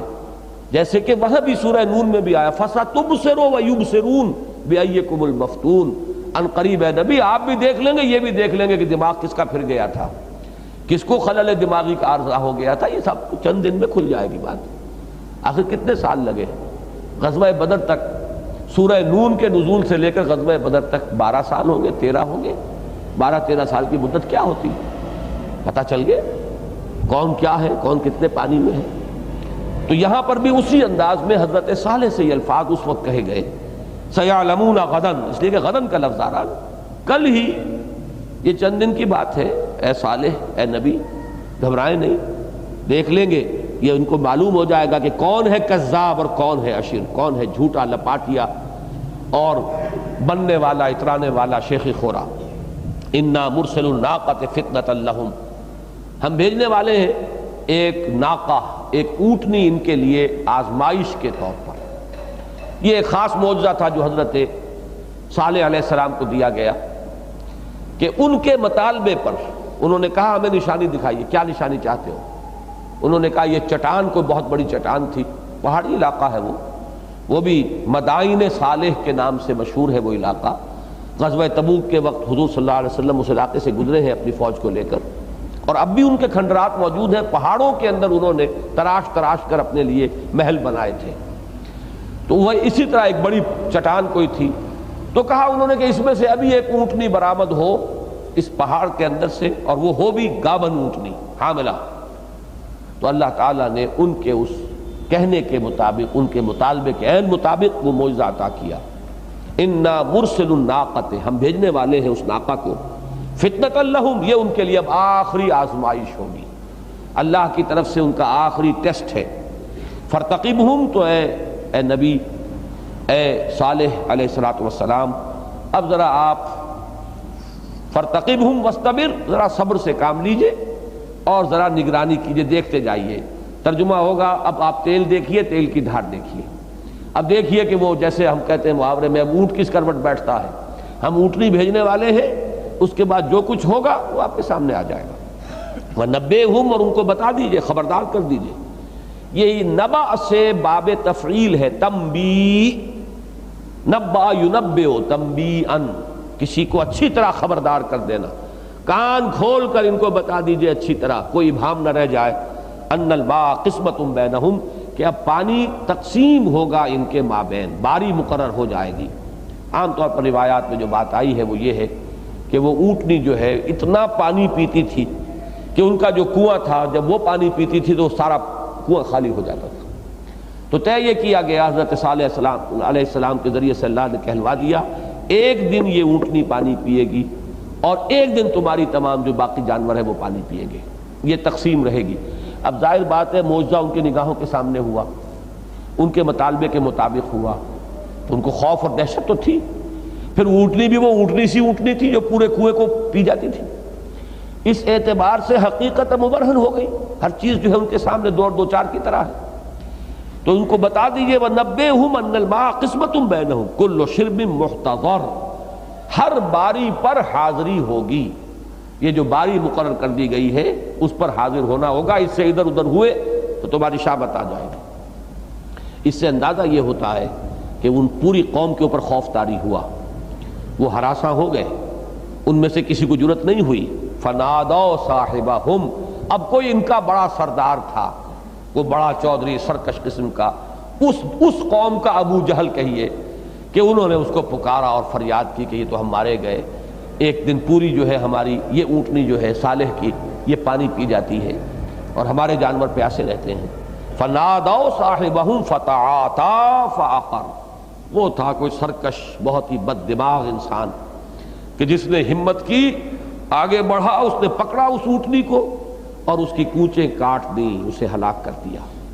فَكَيْفَ كَانَ عَذَابِي وَنُذُرِ. اب یہ قرآن مجید کی دوسری صورتوں میں ہے پوری تفصیل, جیسا کہ کچھ آگے بھی آ رہا ہے. پوری قوم ہلاک کر دی گئی, تو کیسا رہا پھر میرا عذاب اور میرا خبردار کرنا. اِنَّا أَرْسَلْنَا عَلَيْهِمْ صَيْحَةً وَاحِدَةً فَكَانُوا كَحَشِيمِ الْمُحْتَظِرِ. ہم نے ان پر ایک چنگھاڑ بھیجی, کوئی کڑکا, کوئی بہت سخت قسم کا کڑکا آواز. یہ آواز بھی بہت بڑا عذاب بن سکتا ہے. اور آپ کو معلوم ہے سورہ اسرافیل ہی سے تو قیامت آئے گی. آج کا انسان آسانی سے سمجھ سکتا ہے, شاید پہلے لوگوں کی سمجھ میں نہ آتا ہو. آخر آواز جو ہے وہ ساؤنڈ ویوز ہے نا, اور اگر بہت شدید آواز ہو تو یہی ویوز جو ہے انرجی کی ایک فارم ہے, یہی انرجی جو ہے ہلچل پیدا کر دے گی. ویسے تو مشہور ہے, اللہ جانے کہ صحیح ہے یا غلط ہے, تانسین نے دیا روشن کیا تھا, وہ بھی اسی آواز ہی سے کیا تھا. لیکن آواز میں وہ طاقت ہے, قوت ہے, بہت زور کی آواز مسلسل آپ کو سننی پڑے. کبھی کبھی ایسا ہوتا ہے نماز پڑھ رہے ہوں اور لاؤڈ سپیکر کے اندر وہ جو ہے گونج شروع ہو جائے, تو وہ 2-1 منٹ کے اندر جو ہے انسان کو جو حالت ہو جاتی ہے اس کا آپ کو اندازہ ہوگا کہ وہ اگر سننا پڑے اس لیے کہ فوراً بند نہیں کیا جا سکتا, سب نے نیت باندھی ہوئی. تو اس سے اندازہ کیجئے وہ آواز, اِنَّا أَرْسَلْنَا عَلَيْهِمْ صَيْحَةً وَاحِدَةً, ایک ہی چنگھاڑ, ایک ہی کوئی بہت بڑی کڑک ہم ان کے اوپر بھیجنے والے ہیں. ہم نے بھیجی. فَكَانُوا كَحَشِيمِ الْمُحْتَظِرِ, تو وہ ہو کر رہ گئے باڑ لگانے والے کی باڑ کا چورا بن کر. یہ لفظ جو ہے میں حیران ہوا کہ تفسیر تدبر قرآن میں بہت بڑی غلطی ہوئی ہے, اس سے پہلے میں نے نوٹ نہیں کیا. یہاں پر بھی یہ حضرات کوئی ہوں تو ان کو بتا دیں کہ وہاں محتضر ضاد ہی سے لکھ دیا گیا ہے. اب یہاں پہلے آیا تھا محتضر, وہ تھا ضاد سے, اور یہ ہے محتضر زوئے سے. محتضر جو ہے اس کے معنی بالکل اور ہیں. حزیرہ کہتے ہیں باڑ جہاں کسی چیز کو جمع کیا جائے. شاہ ولی اللہ دہلوی رحمۃ اللہ علیہ کا جنہوں نے کچھ بھی مطالعہ کیا, حزیرۃ القدس کی ایک اصطلاح ان کی بہت ہے کہ اللہ تعالیٰ کا ایک خاص عالم ہے اس کائنات کے اندر, عالم بالا میں, جہاں یہ فیصلے ہوتے ہیں آخری. حزیرۃ القدس ہے وہ عالم امر کی کوئی شے ہے, کوئی جگہ ہے, اللہ جانے. ہمارے لیے تو وہ چیزیں جو ہیں وہ کوئی ذاتی تجربے کی نہیں ہیں. ویسے یہ کہ ملائکہ مقربین یہ تو قرآن مجید میں آتا ہے جو بہت ہی قرب رکھنے والے ہیں. تو حزیرۃ القدس یہ ایک خاص اصطلاح ہے شاہ ولی اللہ دہلوی کے فلسفے کی. تو حزیرہ کہتے ہیں کوئی ایسی جگہ جہاں کچھ چیزوں کو جمع کر لیا گیا ہو. اور محتضر ہے وہ باڑا بنانے والا جس نے کہ جمع کیا کرنے کے لیے. جیسے کہ عام طور پر دیہات میں آپ دیکھیں گے کہ بھینسوں کا باڑا ہے, بھینسیں ہیں, بیل ہیں, ان کے وہ کانٹے دار جھاڑیوں کا لا کر اس کے گرد جو ہے وہ باڑ بنا دیتے ہیں. اب ظاہر بات ہے وہ کانٹے دار جھاڑیاں جو ہے کوئی مستقل وہ دیوار تو نہیں بن سکتی, کچھ عرصے کے بعد چورا چورا ہو جاتی ہے وہ. تو وہ جو چورا ہوئی ہوئی کیفیت ہے وہ ہے حشیم. تو ہو کر رہ گئے جیسے کہ کسی باڑ والے کی باڑ چورا ہو کر رہ جاتی ہے۔ فَكَانُوا كَحَشِيمِ الْمُحْتَظِرِ وَلَقَدْ يَسَّرْنَا الْقُرْآنَ لِلذِّكْرِ فَهَلْ مِن مُّدَّكِرٍ، اور ہم نے تو قرآن کو آسان بنا دیا ہے سبق آموزی کے لیے، اور حقیقت کو جاننے اور پہچاننے کے لیے تو ہے کوئی جو نصیحت اخذ کرے۔ کذبت قوم لوط بالنذر، جھٹلایا لوط کی قوم نے بھی، اور یہ بات میں کئی مرتبہ عرض کر چکا ہوں کہ قوم لوط میں لفظ قوم مجازی ہے، حقیقی نہیں ہے۔ حضرت لوط اس قوم سے تعلق نہیں رکھتے تھے، جبکہ حضرت ہود قوم عاد ہی کے ایک فرد تھے، الی عاد اخاہم ہودا، اور اسی طرح حضرت صالح قوم سمود ہی کے ایک فرد تھے، جیسے کہ حضور صلی اللہ علیہ وسلم قریش ہی کے ایک فرد تھے، عربی ہی تھے نسل میں اور بنی اسماعیل میں سے تھے۔ لیکن حضرت لوط علیہ السلام جو ہیں وہ سدوم اور عمورہ کے رہنے والے لوگوں کے ہم قوم نہیں تھے، یہ تو حضرت ابراہیم علیہ السلام کے بھتیجے ہیں، ان کے ساتھ ہی عراق سے انہوں نے ہجرت کی تھی، اور وہاں سے شام ہوتے ہوئے پھر آ کر فلسطین میں جب آباد ہوئے حضرت ابراہیم علیہ السلام، پھر وہاں سے اللہ تعالیٰ کے حکم سے ان کو خاص طور پر رسول بنا کر اور سدوم اور عمورہ کی بستیوں کی طرف بھیجا گیا، تو مجازن قوم کہا جائے گا، وہ حقیقی لفظ نہیں ہے۔ کذبت قوم لوط بالنذر، جھٹلایا لوط کی قوم نے بھی انذار کو یا خبردار کرنے والوں کو۔ انا ارسلنا علیہم حاصبا الا آل لوط، ہم نے ان پر ایک ایسی آندھی بھیجی جس میں کہ پتھر تھے، تیز آندھی آ رہی ہو اور اس میں کنکریاں ہوں تو وہ کنکریاں بلٹس کا کام کریں گی، اس سے وہ قوم ہلاک کی گئی۔ پھر یہ کہ کوئی زلزلہ بھی ایسا آیا ہے کہ جس سے ان کی بستیاں گری، تمام مکانات گرے، عالیہا سافلہا کے الفاظ آتے ہیں، اور پچھلی صورت کے اندر اس کے لیے جو لفظ آئے تھے والمؤتفقۃ اہوا فغشاہا ما غشا، اور وہ بستیاں جو الٹ دی گئیں اور پھر انہیں ڈھانپ لیا جس چیز نے ڈھانپا، پھر اس کے اوپر ان کنکریوں کے ڈھیر لگتے چلے گئے، اور وہ گویا کہ وہ ایک طرح کے مونڈز بن گئے، وہ ٹیلے بن گئے ان کنکریوں کو، جن میں وہ بستیاں جو ہے وہ چھپ گئیں، اور پھر یہ کہ وہ بستیاں اس زلزلے کی وجہ سے سمندر میں دھنس گئیں، اور اس وقت جو ہے وہ اسی ڈیڈ سی میں بحیرہ مردار کا وہ ایک اس کے مغربی ساحل کا ایک حصہ ہے۔ تو فرمایا انا ارسلنا علیہم حاصبا الا آل لوط، ہاں لوط کے گھر والے ان کو ہم نے بچایا، نجیناہم بسحر، ہم نے انہیں بچا لیا صبح کے وقت، تڑکے صبح، نعمت من عندنا، یہ ایک نعمت تھی ہماری طرف سے، ہمارا فضل ہوا، ہم نے انہیں بچایا۔ کذالک نجزی من شکر، بقیہ مختلف مقامات پر ذکر ہے کہ حضرت لوط کی بھی بیوی جو تھی، اور غالباً وہ اسی قوم کی فرد تھی، وہ جو بیوی تھی وہ مشرک رہی اور اپنی قوم کے ساتھ رہی، وہ ہلاک ہوئی ہے۔ کذالک نجزی من شکر، اسی طرح ہم بدلہ دیتے ہیں ان کو جو شکر گزاری کی روش اختیار کرتے ہیں۔ وَلَقَدْ أَنذَرَهُمْ بَطْشَتَنَا فَتَمَارَوْا بِالنُّذُرِ، اور اس نے تو ان کو خبردار کر دیا تھا ہماری پکڑ سے، ایسا نہیں تھا کہ ہم نے بغیر وارن کیے ان پر وار کیا ہو، ہم نے وارن کیا، للکارا ہے، انذار کیا ہے، خبردار کیا ہے پورے طریقے سے۔ وَلَقَدْ أَنذَرَهُمْ، لوط نے علیہ الصلوۃ والسلام ان کے انذار کا حق ادا کر دیا تھا ہماری پکڑ کے ضمن میں۔ فَتَمَارَوْا بِالنُّذُرِ، تو وہ جھگڑتے ہی رہے، مین میخ ہی نکالتے رہے وہ انذار میں اور اس خبردار کرنے میں۔ وَلَقَدْ رَاوَدُوهُ عَنْ ضَيْفِهِ، اور انہوں نے تو چاہا تھا پھسلانا لوط کو اپنے مہمان سے، یعنی جو فرشتے آئے تھے حضرت لوط علیہ السلام کے پاس عذاب الہی کی خبر دینے کے لیے، اور یہ انہیں کہنے کے لیے کہ تم اب یہاں سے اس بستی سے نکل جاؤ، صبح سے پہلے پہلے یہاں عذاب آنے والا ہے۔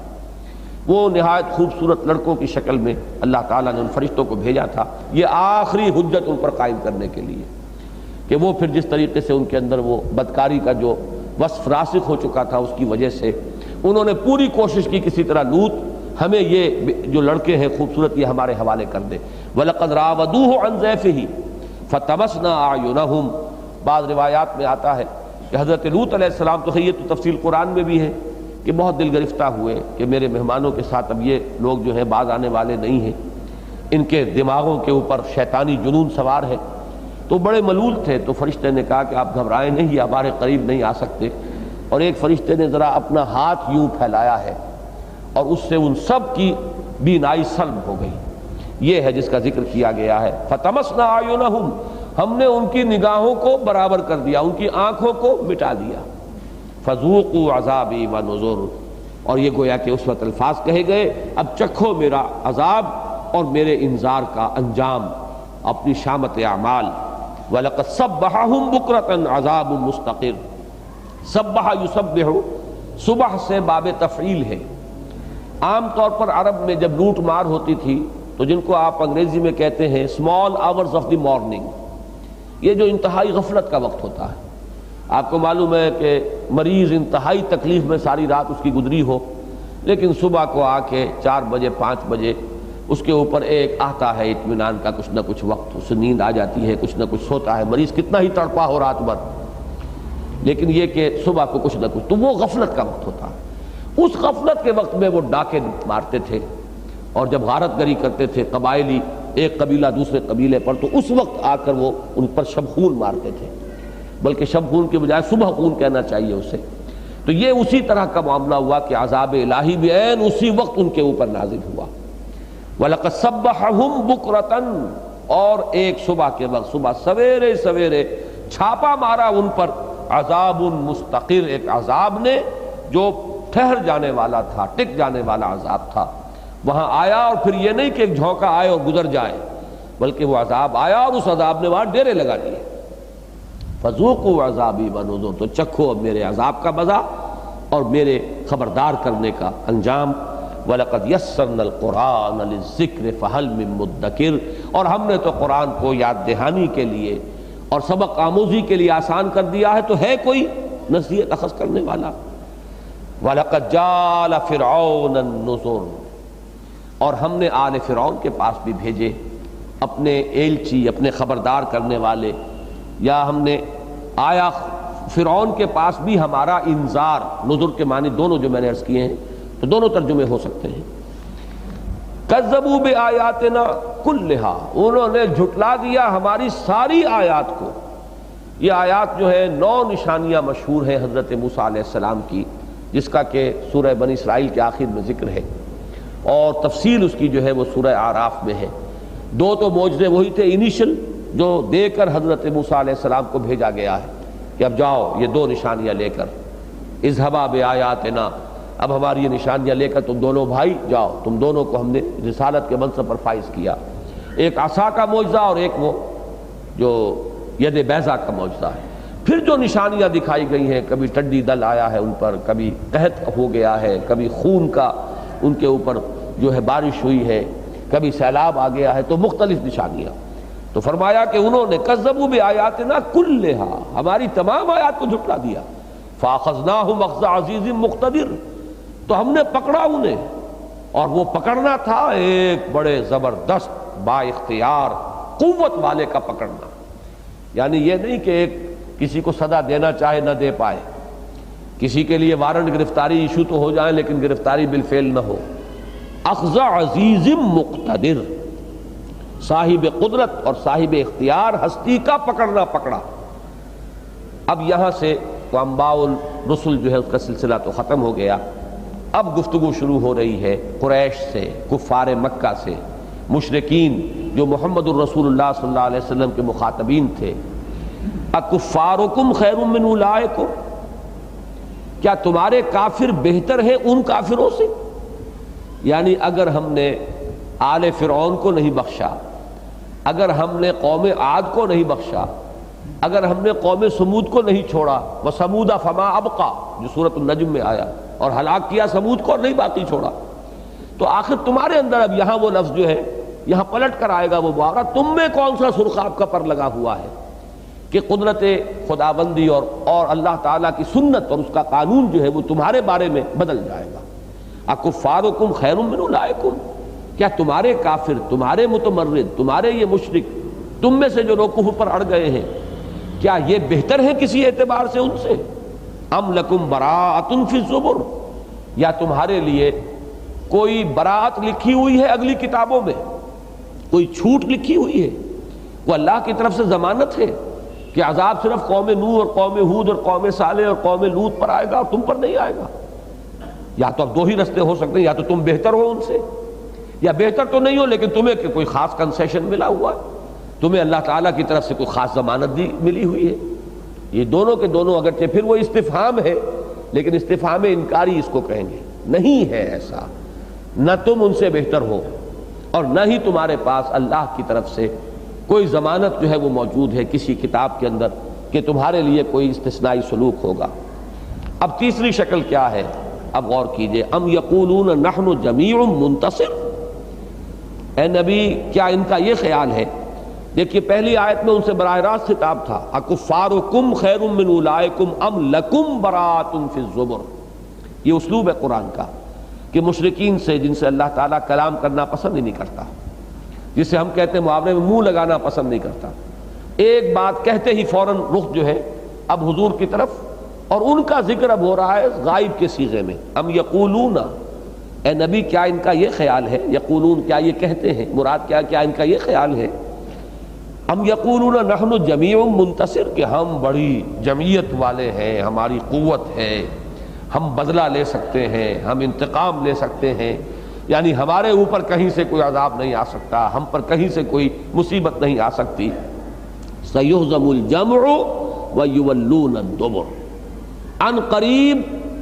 پیٹھ دکھا دیں گی یہ ساری جمعیتیں اور یہ سارے لشکر اور یہ سارے ان کی جو لاؤ لشکر ہے ان کا، اور وہ پیٹھ دکھائیں گے اور ان کو ہزیمت ہو جائے گی، ہزیمت دے دی جائے گی۔ اس آیت کا خاص تعلق غزوہ بدر سے ہے اور اس کا خاص مصداق غزوہ بدر کو مانا گیا ہے کہ مکی دور میں گویا کہ ایک پیشن گوئی کی جا رہی ہے کہ اے نبی اب یہ کوئی دن کی بات ہے، اب ان کا انجام زیادہ دور نہیں ہے، بلکہ یہ کہ اس سے آگے جو لفظ آ رہا اگلی آیت بل الساعۃ موعدہم والساعۃ ادھیٰ وامر، بلکہ وہ خاص معین وقت ہے ان کے وعدے کا وقت، اور وہ وقت جو ہے وہ کہیں زیادہ سخت ہے اور کہیں زیادہ کڑوا ہے۔ تو عام طور پر تو ساعت سے مراد قیامت لی گئی ہے، جیسے کہ شروع میں ہم نے بحث کی تھی کہ اقتربت الساعۃ وانشق القمر، قیامت قریب آ گئی اور سورج اور چاند پھٹ گیا، چاند شق ہو گیا، لیکن بعض حضرات نے یہاں اس ساعت کو، میں نے وضاحت کر دی تھی کہ ساعت جو ہے وہ تو گھڑی، ساعہ اس پر الف لام لگ گیا تو معین گھڑی، معین وقت، وہ معین وقت قیامت بھی ہے، اور اکثر و بیشتر یہ لفظ قیامت ہی کے لیے آتا ہے قرآن مجید میں، لیکن کوئی بھی معین وقت کسی کام کے لیے ہو تو اس کے لیے بھی الساعہ کا لفظ مستعمل ہو جائے گا۔ تو اسی لیے بعض حضرات نے اس سے غزوہ بدر مراد لیا ہے کہ وہ وقت آیا چاہتا ہے، اس پر انہیں ہزیمت ہوگی، یہ پیٹھ دکھا کر بھاگیں گے، بلکہ وہ دن ان کے لیے اس سے کہیں زیادہ بھاری ہوگا، یعنی پیٹھ دکھا کر بھاگ کر تو انسان جان بچا کر لے جاتا ہے، ان کے 70 جو ہے وہاں کھیت رہیں گے اور ان کے بہت سے لوگ وہاں پر اسیر ہوں گے، مسلمانوں کی قید میں آئیں گے۔ یہ ایک رائے ہے جو میں نے بیان کر دی ہے، میری رائے یہ نہیں ہے، میری رائے یہ ہے کہ بل کا لفظ یہاں پر خاص طور پر ظاہر کر رہا ہے کہ یہ تو عذاب کی پہلی قسط ہوگی جو انہیں ملے گی، یعنی سیہزم الجمع ویولون الدبر، اس کا مصداق تو میں بھی غزوہ بدر ہی کو مانتا ہوں، یہ پیشن گوئی ہے غزوہ بدر کی کہ ان قریب یہ ہزیمت اٹھائیں گے یہ تمام کے تمام لشکر اور پیٹھ دکھا دیں گے، پیٹھ موڑ کر بھاگیں گے، یہ تو ہے غزوہ بدر ہی کی پیشن گوئی، لیکن فرمایا جا رہا ہے کہ وہی آخری شے نہیں ہے، وہ تو ان کے عذاب کی پہلی قسط ہوگی، بل الساعۃ موعدہم، ان کا اصل وقت معین جو ہے وہ تو قیامت کا ہے جبکہ انہیں اصل عذاب ملے گا، والساعۃ ادھیٰ وامر، اور وہ قیامت جو ہے وہ کہیں زیادہ بھاری اور سخت بھی ہے اور کہیں زیادہ کڑوی بھی ہے، وہ اصل عذاب ہے کہ جو ان کو مل کر رہے گا، باقی یہ کہ یہ دنیا میں بھی ہزیمت سے دو چار ہوں گے اور پیٹھ انہیں دکھانی پڑے گی۔ وہ جو روایت آتی ہے غزوہ بدر سے ایک شب قبل جو ہے، جس صبح جنگ ہوئی ہے اس سے پہلی جو شب ہے، اس میں جبکہ دونوں لشکر آمنے سامنے تھے، ایک طرف بے سر و سامان، ہتھیار بھی نہیں ہے، سب کے پاس تلواریں، گنتی کی تلواریں 313، 2 گھوڑے کل، جبکہ وہاں 100 گھوڑوں کا رسالہ ہے، اور وہ آہن پوش ہیں، غرق آہن، ہر طرح سے مسلح ہو کر 1000 لشکر ہے۔ تو اس بے سر و سامانی کے ساتھ جب مسلمان آئے ہیں، عجب انداز سے آئے خدا کے چاہنے والے، وہ مجھے شعر پورا یاد نہیں آ رہا، زبانیں خشک پوش آ کے دریدہ پاؤں میں چھالے، تو یہ حفیظ نے جو نقشہ کھینچا ہے اس میں شاہ نامے میں، اس رات پھر حضور نے نہایت طویل سجدہ کیا ہے۔ عریش کہتے ہیں اس جھونپڑی کو جو بنا دی گئی تھی دونوں لشکروں کے درمیان، وہ نو مینز لینڈ جو ہے اس میں وہ جھونپڑی تھی، اور حضور وہاں سجدے میں تھے، اور حضرت ابو بکر پہرے پر تھے ننگی تلوار لے کر۔ اسی کی طرف اشارہ کیا اقبال نے، ثانی اسلام و غار و بدر و قبر۔ بدر میں ثانی جو ہے جیسے کہ غار ثور میں حضور اور حضرت ابو بکر صدیق، اور تو کوئی نہیں۔ اسی طرح اس شب حضور سجدے میں ہیں اور ننگی تلوار لے کر پہرا دینے والے ابو بکر صدیق ہیں۔ قبر میں بھی ثانی وہی ہیں، ثالث میں حضرت عمر ہے جو آئے ہیں وہاں پر اور جمع ہوئے ہیں اس حجرہ عائشہ میں رضی اللہ تعالی عنہ۔ اسلام میں حضور سب سے پہلے مسلم ہے، انا اول المسلمین، اور دوسرے مسلمان جو ہے وہ حضرت ابو بکر ہیں۔ تو اقبال نے بہت اچھا شعر یہ کہا ہے کہ ہمت او کشت ملت را چو ابر، ثانی اسلام و غار و بدر و قبر۔ تو وہ بدر میں حضرت ابو بکر جو ہے وہ پہرا دے رہے تھے۔ تو حضور نے جب طویل سجدہ کیا ہے اور دعا مانگی ہے تو آخری الفاظ یہ کہے ہیں کہ اللہ اگر یہ 313 کل ہلاک ہو گئے تو پھر قیامت تک تیرا نام لینے والا کوئی نہیں ہوگا۔ یہ الفاظ بڑے جذبات اور بڑی کیفیت ہوگی قلب محمدی پر صلی اللہ علیہ وسلم کے الفاظ نکلے ہیں۔ تو حضرت ابو بکر نے پھر تسلی دی ہے یہ الفاظ سن کر، حسبک حسبک، حضور بس کیجئے بس کیجئے۔ پھر حضور نے سر اٹھایا ہے، تو جب سجدے سے سر اٹھایا ہے تو یہ الفاظ آپ کی زبان پر تھے، سَيُهْزَمُ الْجَمْعُ وَيُوَلُّونَ الدُّبُرَ، یہ جمعیت اور یہ لشکر اس کو ہزیمت ہوگی اور وہ پیٹھ دکھائیں گے، وہ پیٹھ دکھا کر بھاگیں گے۔ تو ان الفاظ کا خصوصی تعلق ہے غزوہ بدر کے ساتھ، اور اس پر تو اجماع ہے تقریباً کہ یہاں مراد غزوہ بدر ہے۔ البتہ اگلی آیت کے بارے میں اختلاف ہے، میری رائے جو ہے وہ یہی ہے کہ اس سے مراد قیامت ہی ہے، وہ غزوہ بدر نہیں ہے۔ اور بلکہ لفظ نے اس کو نمایاں کر دیا ہے، بلکہ ان کا اصل جو ہے موعد وہ تو ہے قیامت کا دن، اور وہ قیامت کی گھڑی بڑی بھاری بھی ہے اور بڑی کڑوی بھی ہے۔ ان المجرمین فی ضلال وسعور، کیا ہوگا اس قیامت کے دن؟ مجرم جو ہوں گے وہ ہوں گے بھی گمراہی کے، بھٹکتے پھر رہے ہوں گے، اور سعور جلنے میں، جلنے والے عذاب کے اندر مبتلا ہوں گے۔ یوم یسحبون فی النار علی وجوہہم، جس دن کے گھسیٹے جائیں گے آگ میں چہروں کے بل، ذوقوا مس سقر، اور کہا جائے گا چکھو اب اس آگ کا، جھلسا دینے والی آگ کا مس، اس کا جو لمس ہے اب اس کو ذرا چکھو، اس کا لگنا تمہارے چہروں سے اور تمہارے جسم سے۔ مس کہنا چھونا، اس آگ کے چھونے کو چکھو۔ انا کل شیء خلقناہ بقدر، یہ آخری آیات ہے، اب 6 آیات، یہ خاص حکمت کے مضامین پر مشتمل ہے۔ اس وقت ان کی تفصیل کا موقع نہیں ہے، میں صرف اشارات پر اکتفا کروں گا، لیکن یہ کہ ایک خاص رنگ ہے ان کا، خاص انداز ہے، جو بھی کچھ مناسبت قرآن مجید کے ساتھ جنہیں بھی ہو گئی ہے ذہنی، نفسیاتی، قلبی، وہ اس خاص کیفیت کو محسوس کر سکتے ہیں۔ انا کل شیء خلقناہ بقدر، ہم نے ہر شے جو پیدا کی ہے ایک اندازے کے مطابق پیدا کی ہے۔ ہماری تخلیق الٹپ نہیں ہے، بڑی حسابی کتابی تخلیق ہے، یہ بڑی میتھمیٹیکل اس کا ڈیزائن ہے، یہ بہت ہی بڑے میتھمیٹیشین کا یہ پورا حساب کتاب ہے جو اس کائنات کے اندر پھیلا ہوا ہے۔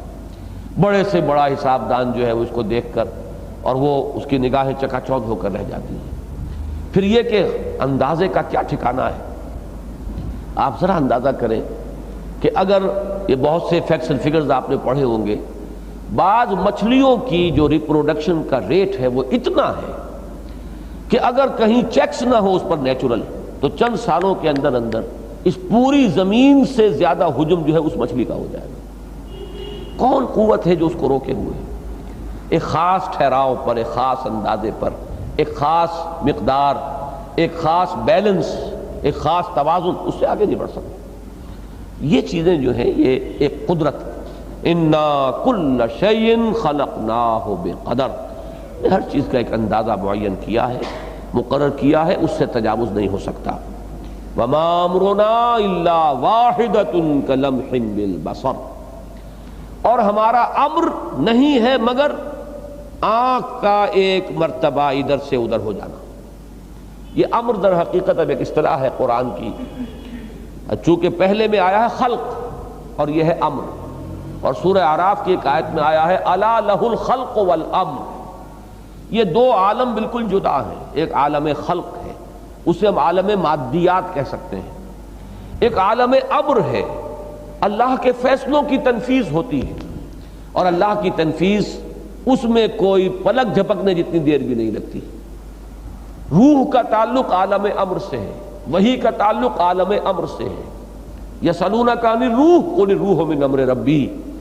ہمارے جسم جو ہے ان کی رفتار کتنی بھی ہو جائے وہ روح کی رفتار کے قریب نہیں آ سکتے، روح کا اور ہی معاملہ ہے۔ وہ چشم زدن کے اندر روح جو ہے کہیں سے کہیں پہنچتی ہے، جس کا کہ ہم کوئی تصور بھی نہیں کر سکتے۔ وہ ہمارے اس فزیکل ورلڈ کے پیمانوں کے اندر آنے والا نہیں ہے، وہ عالم امر اور عالم ارواح۔ جو لوگ اس عالم ارواح کی باتوں کو اس عالم مادی کے پیمانوں سے ناپنے کی کوشش کرتے ہیں، بڑی ٹھوکر کھاتے ہیں۔ یہ دونوں عالم بالکل جدا ہیں، اس لیے قرآن مجید میں ہر جگہ وما امرنا الا واحدۃ کلمح بالبصر انما امرہ اذا اراد شیئا فانما یقول له کن فیکون۔ یہ کن فیکونی شان جو ہے یہ عالم امر کی ہے، عالم خلق میں یہ نہیں ہے۔ بچہ بھی ماں کے پیٹ میں 9 مہینے لیتا ہے، بیج جو ہے درخت بننے تک کئی سال لے گا یا چند مہینے لے گا، اگر وہ کوئی عام پودا ہے گندم کا اور کسی چیز کا۔ یہ عالم خلق ہے۔ عالم خلق اس پوری کائنات کا جہاں ذکر آئے گا 6 دن کا ذکر آئے گا، اور وہ 6 دن ہمارے تو نہیں، فی 6 ایام۔ خلق جہاں آئے گا اس میں وقت کا کوئی نہ کوئی حصہ لگے گا، ٹائم ایلیمنٹ۔ یہ ٹائم اینڈ سپیس میں جب بریک ہوا ہے تو ٹائم جو ہے عالم خلق کا ایک لازمی کمپوننٹ ہے، ٹائم اینڈ سپیس کا ایک کمپلیکس بنتا ہے، ٹائم اس کے اندر سے نہیں نکال سکتے آپ، لیکن عالم امر اس میں کوئی وقت نہیں ہے، اس کو وقت نکال دیجئے وہاں سے، وقت کا کوئی سوال ہی نہیں ہے۔ تو وہی بات ہے جو یہاں بلائی گئی ہے۔ کہیں قرآن مجید کہتا ہے کہ ایسا ہے بس ہم کہتے ہو جاتا، امرنا نقول له کن فیکون، وما امرنا الا واحدۃ کلمح بالبصر۔ میں نے حقیقت انسان کے عنوان سے ایک سلسلہ مضامین شروع کیا تھا، اس کی یہ 2 یا 3 قسطیں چھپی تھیں۔ وہ حکمت قرآن میں جو لوگ اس کو عالم خلق اور عالم امر کے اس فرق اور تفاوت کو سمجھنا چاہیں وہ میرے ان مضامین کو دیکھ لیں۔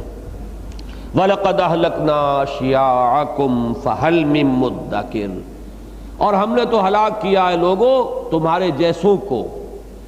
اشیاء ویسے تو کہتے ہیں شاخوں کو، جس طریقے سے کہ شیعن کا لفظ آتا ہے کہ وہ کانو شیعن الذین فرقوا دینہم وکانو شیعن۔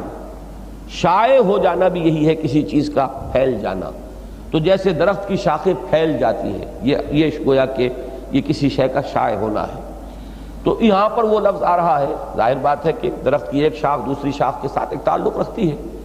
تو جس طریقے سے تم آج کفر کر رہے ہو اسی طرح تمہارے مانند وہ شاخیں تھی، یوں کہیے کہ جو شجرہ آدم ہے وہ بھی ایک درخت ہے نا۔ جب ہم ایوولوشن کا پڑھتے ہیں تو ایوولوشن میں بھی ایک ایوولوشن ٹری بنایا جاتا ہے کہ یہاں سے وہ شاخ نکل گئی اور یہاں سے وہ ایمفیبینز ہیں اور یہاں سے فلاں ہیں، واللہ عالم، اس کو چھوڑیے کہ وہ صحیح ہے یا غلط ہے، اس سے بحث نہیں کر رہا ہوں۔ لیکن اسی طریقے سے ایک شجرہ آپ بناتے ہیں، تو اس شجرے کے اندر درخت کی شاخیں ہیں، تو جیسے یہ تم آج کفر کر رہے ہو تمہاری ہی طرح کی شاخیں جو ہے اس شجرہ نسل آدم کے اندر پہلے بھی لگی ہیں۔ تو وَلَقَدْ أَهْلَكْنَا أَشْيَاعَكُمْ، ہم نے کتنی ہی تمہاری طرح کی شاخیں جو ہے اور تم جیسے کتنے ہی گروہ اور جماعتیں اور امتیں تھیں ان کو ہم نے ہلاک کیا ہے۔ اب جس کی کہ یہاں پہ مثال آ چکی ہے قوم نوح، قوم ہود، قوم صالح، قوم لوط اور آل فرعون۔ وَلَقَدْ أَهْلَكْنَا أَشْيَاعَكُمْ فَهَلْ مِن مُدَّكِرٍ، تو ہے کوئی جو اس سے نصیحت اخذ کرے۔ یعنی یہ کہ جیسے کہ حدیث میں آتا ہے السعید من وعظ بغیرہ، اصل میں تو سعادت مند وہ ہے کہ جو دوسرے کے حال سے عبرت حاصل کرے۔ اپنے اوپر بیتے گی تو ہوش ٹھکانے آ ہی جائیں گے۔ یوم یتذکر الانسان وانیٰ لہ الذکریٰ، اس دن چیتے گا انسان، اور کیا کس کام کا اس دن کا چیتنا۔ جب عذاب تم پر آ ہی جائے گا تو تذکر کا موقع نہیں رہے گا۔ اب موقع ہے کہ ان کے انجام سے تم سبق حاصل کرو۔ اور یہ میں بارہا عرض کر چکا ہوں کہ یہ جو ذکر قرآن مجید میں قوموں کا آتا ہے یہ وہی قومیں تھیں جو عرب ہی کے اطراف و جوانب میں آباد تھیں۔ قوم نوح، وہ شمالی کونا جو ہے وہ کردستان جو میں نے ابھی آپ کو بتایا، قوم عاد جو تھی وہ جو بیس بنتا ہے جزیرہ نما کا، پیننسولا جو ہے عریبین پیننسولا، اس کا بیس جو ہے نیچے چوڑا، یہ قوم عاد کی جگہ ہے۔ اسی طریقے سے قوم سمود اور قوم شعیب اور پھر یہ قوم لوط، یہ ایک سٹریٹ لائن میں ہے۔ وہ جو قافلوں کا راستہ تھا ان کا بے امام مبین، یہ ایک راستہ تھا جو چلتا تھا، عرب سے قافلے جاتے تھے میڈیٹرینین کے ساحل تک، شام کے ساحل تک، تو اس پر یہ تینوں علاقے آتے ہیں۔ یہ ہے، اور ذرا سا ہٹیے وہاں سے بائیں ہاتھ کو تو سینائی پیننسولا کراس کیجئے تو مصر ہے، اور وہاں پر یہ آل فرعون تھے جو ہلاک ہوئے۔ تو یہ تمام اطراف و جوانب ہے اسی سرزمین کے کہ جس سے تمہارا تعلق ہے، اور تم ان کی داستانوں سے واقف ہو۔ تمہاری جو بھی فوک سٹوریز ہوتی ہیں جو چلی آ رہی ہوتی ہیں لوگوں کے اندر، کہانیاں، ان کے اندر ان کے حالات موجود تھے اور وہ ان کو جانتے تھے۔ تو وَلَقَدْ أَهْلَكْنَا أَشْيَاعَكُمْ، تمہارے کتنے ہی تم جیسوں کو ہم نے ہلاک کیا۔ فَهَلْ مِن مُدَّكِرٍ، تو ہے کوئی نصیحت اخذ کرنے والا، ہے کوئی السعید من وعظ بغیرہ کا مصداق بننے والا۔ وَكُلُّ شَيْءٍ فَعَلُوهُ فِي الزُّبُرِ، اور ہر شے جو یہ کر رہے ہیں یا جو انہوں نے کی ہے، جو کام بھی انہوں نے کیا ہے، جو کر رہے ہیں، صحیفوں میں محفوظ ہو رہا ہے، ریکارڈ ہو رہا ہے، لکھا جا رہا ہے۔ یہ کہیں گم ہونے والی شے نہیں ہے، چاہے وہ چھوٹی ہو اور چاہے بڑی ہو۔ وہ تمام چیزیں ما لہذا الکتاب لا یغادر صغیرۃ ولا کبیرۃ الا احصاها ووجدوا ما عملوا حاضرا، یہ کیسا ریکارڈ ہے، کیسا اعمال نامہ ہے، نے چھوٹی سی چھوٹی مائنیوٹس ڈیٹیلز کو بھی اومٹ نہیں کیا۔ وَكُلُّ شَيْءٍ فَعَلُوهُ فِي الزُّبُرِ وَكُلُّ صَغِيرٍ وَكَبِيرٍ مُسْتَطَرٍ، اور ہر چھوٹی چیز اور بڑی شے وہ لکھی ہوئی ہے، سطر کہتے ہیں، یہ سطریں ہیں، مستطر، لکھی ہوئی، سطروں کے اندر محفوظ ہر شے جو ہے ان کے تمام اعمال۔ اب اس میں الفاظ عام ہیں، یہ بھی کہ جو کچھ ہو رہا ہے پہلے سے اللہ کے علم کا، جو علم الہی کا صحیفہ ہے اس میں پہلے سے موجود ہے، کیونکہ اللہ کا علم قدیم ہے، ہر شے اللہ کے علم میں ہے اس کے وقوع ہونے سے پہلے، اور اب جو کچھ ہو رہا ہے وہ ریکارڈ بھی ہو رہا ہے ان کے اعمال ناموں کے اندر۔ تو الفاظ عام ہیں، ان دونوں کو لے آئیں گے۔ وَكُلُّ شَيْءٍ فَعَلُوهُ فِي الزُّبُرِ وَكُلُّ صَغِيرٍ وَكَبِيرٍ مُسْتَطَرٍ إِنَّ الْمُتَّقِينَ فِي جَنَّاتٍ وَنَهَرٍ۔ اب یہ آخری انجام ہے، اور وہ جہاں ان کا آیا ہے فی ضلال وسعر یوم یسحبون فی النار علی وجوہہم ذوقوا مس سقر، اب یہاں اس کے برعکس سائملٹینیس کنٹراسٹ کے طور پر اہل ایمان کا انجام کیا ہوگا۔ ان المتقین فی جنات ونہر، یقیناً تقویٰ کی روش اختیار کرنے والے، خدا ترسی اختیار کرنے والے، اللہ کے احکام کو توڑنے سے بچنے والے، وہ جنتوں میں ہوں گے، باغات میں ہوں گے، ونہر، اور چشمے ہوں گے۔ یہ گویا کہ جو بھی تفاصیل، بڑی تفصیل آئے گی سورہ رحمان میں کہ کس کس طرح کے ان کے لیے باغات ہیں اور کس کس طرح کے مدہامتان اور نضاختان، یہ بڑی تفصیل جو ہے وہ در حقیقت یوں سمجھیے کہ پوری سورہ، اکثر و بیشتر، پوری تو نہیں، اکثر و بیشتر حصہ جو ہے سورہ رحمان کا اور سورہ واقعہ کا وہ اس آیت کی شرح پر مشتمل ہوگا۔ ان المتقین فی جنات ونہر فی مقعد صدق عند ملیک مقتدر۔ مقعد، قعد سے بنا ہے بیٹھنا، اب مقعد جو ہے یہ اس میں ظرف ہے، بیٹھنے کی جگہ۔ ہمارے جسم کے اس حصے کو بھی جس پر ہم بیٹھتے ہیں اس کو مقعد کہتے ہیں، اور یہی جو جگہ ہے، جو سیٹ ہے جس پر ہم بیٹھے ہیں وہ بھی مقعد ہے۔ تو اس اعتبار سے اب یہاں جو ہے مجازن اس کا استعمال ہوا ہے، مرتبہ اور مقام۔ فی مقعد صدق، ان کا مقام اور مرتبہ ہوگا بڑا اونچا، بڑا راستی والا، اللہ کے ہاں ان کا۔ قدم صدق کا لفظ آیا ہے سورہ یونس میں، قدم صدق، اور مقعد صدق یہاں آیا ہے۔ ان کا جو اونچا اور بڑا، جسے اب سچا کہیں، سچا مقام ہوگا اللہ کے ہاں ان کا، وہ اللہ تعالیٰ کا کہ ہاں ان کا رتبہ ہوگا۔ اور کون؟ اللہ عند ملیک مقتدر، جو بادشاہ ہے اور بہت قدرت والا ہے، با اختیار بادشاہ، شہنشاہ ارض و سما کے قرب میں ان کو مقام اور مرتبہ اور ایک بہت ایک حیثیت اور اہمیت حاصل ہوگی۔ اللہم ربنا اجعلنا منہم، اللہم ربنا اجعلنا منہم، اللہم انا نسألک الجنہ ونعوذ بک من النار، آمین یا رب العالمین۔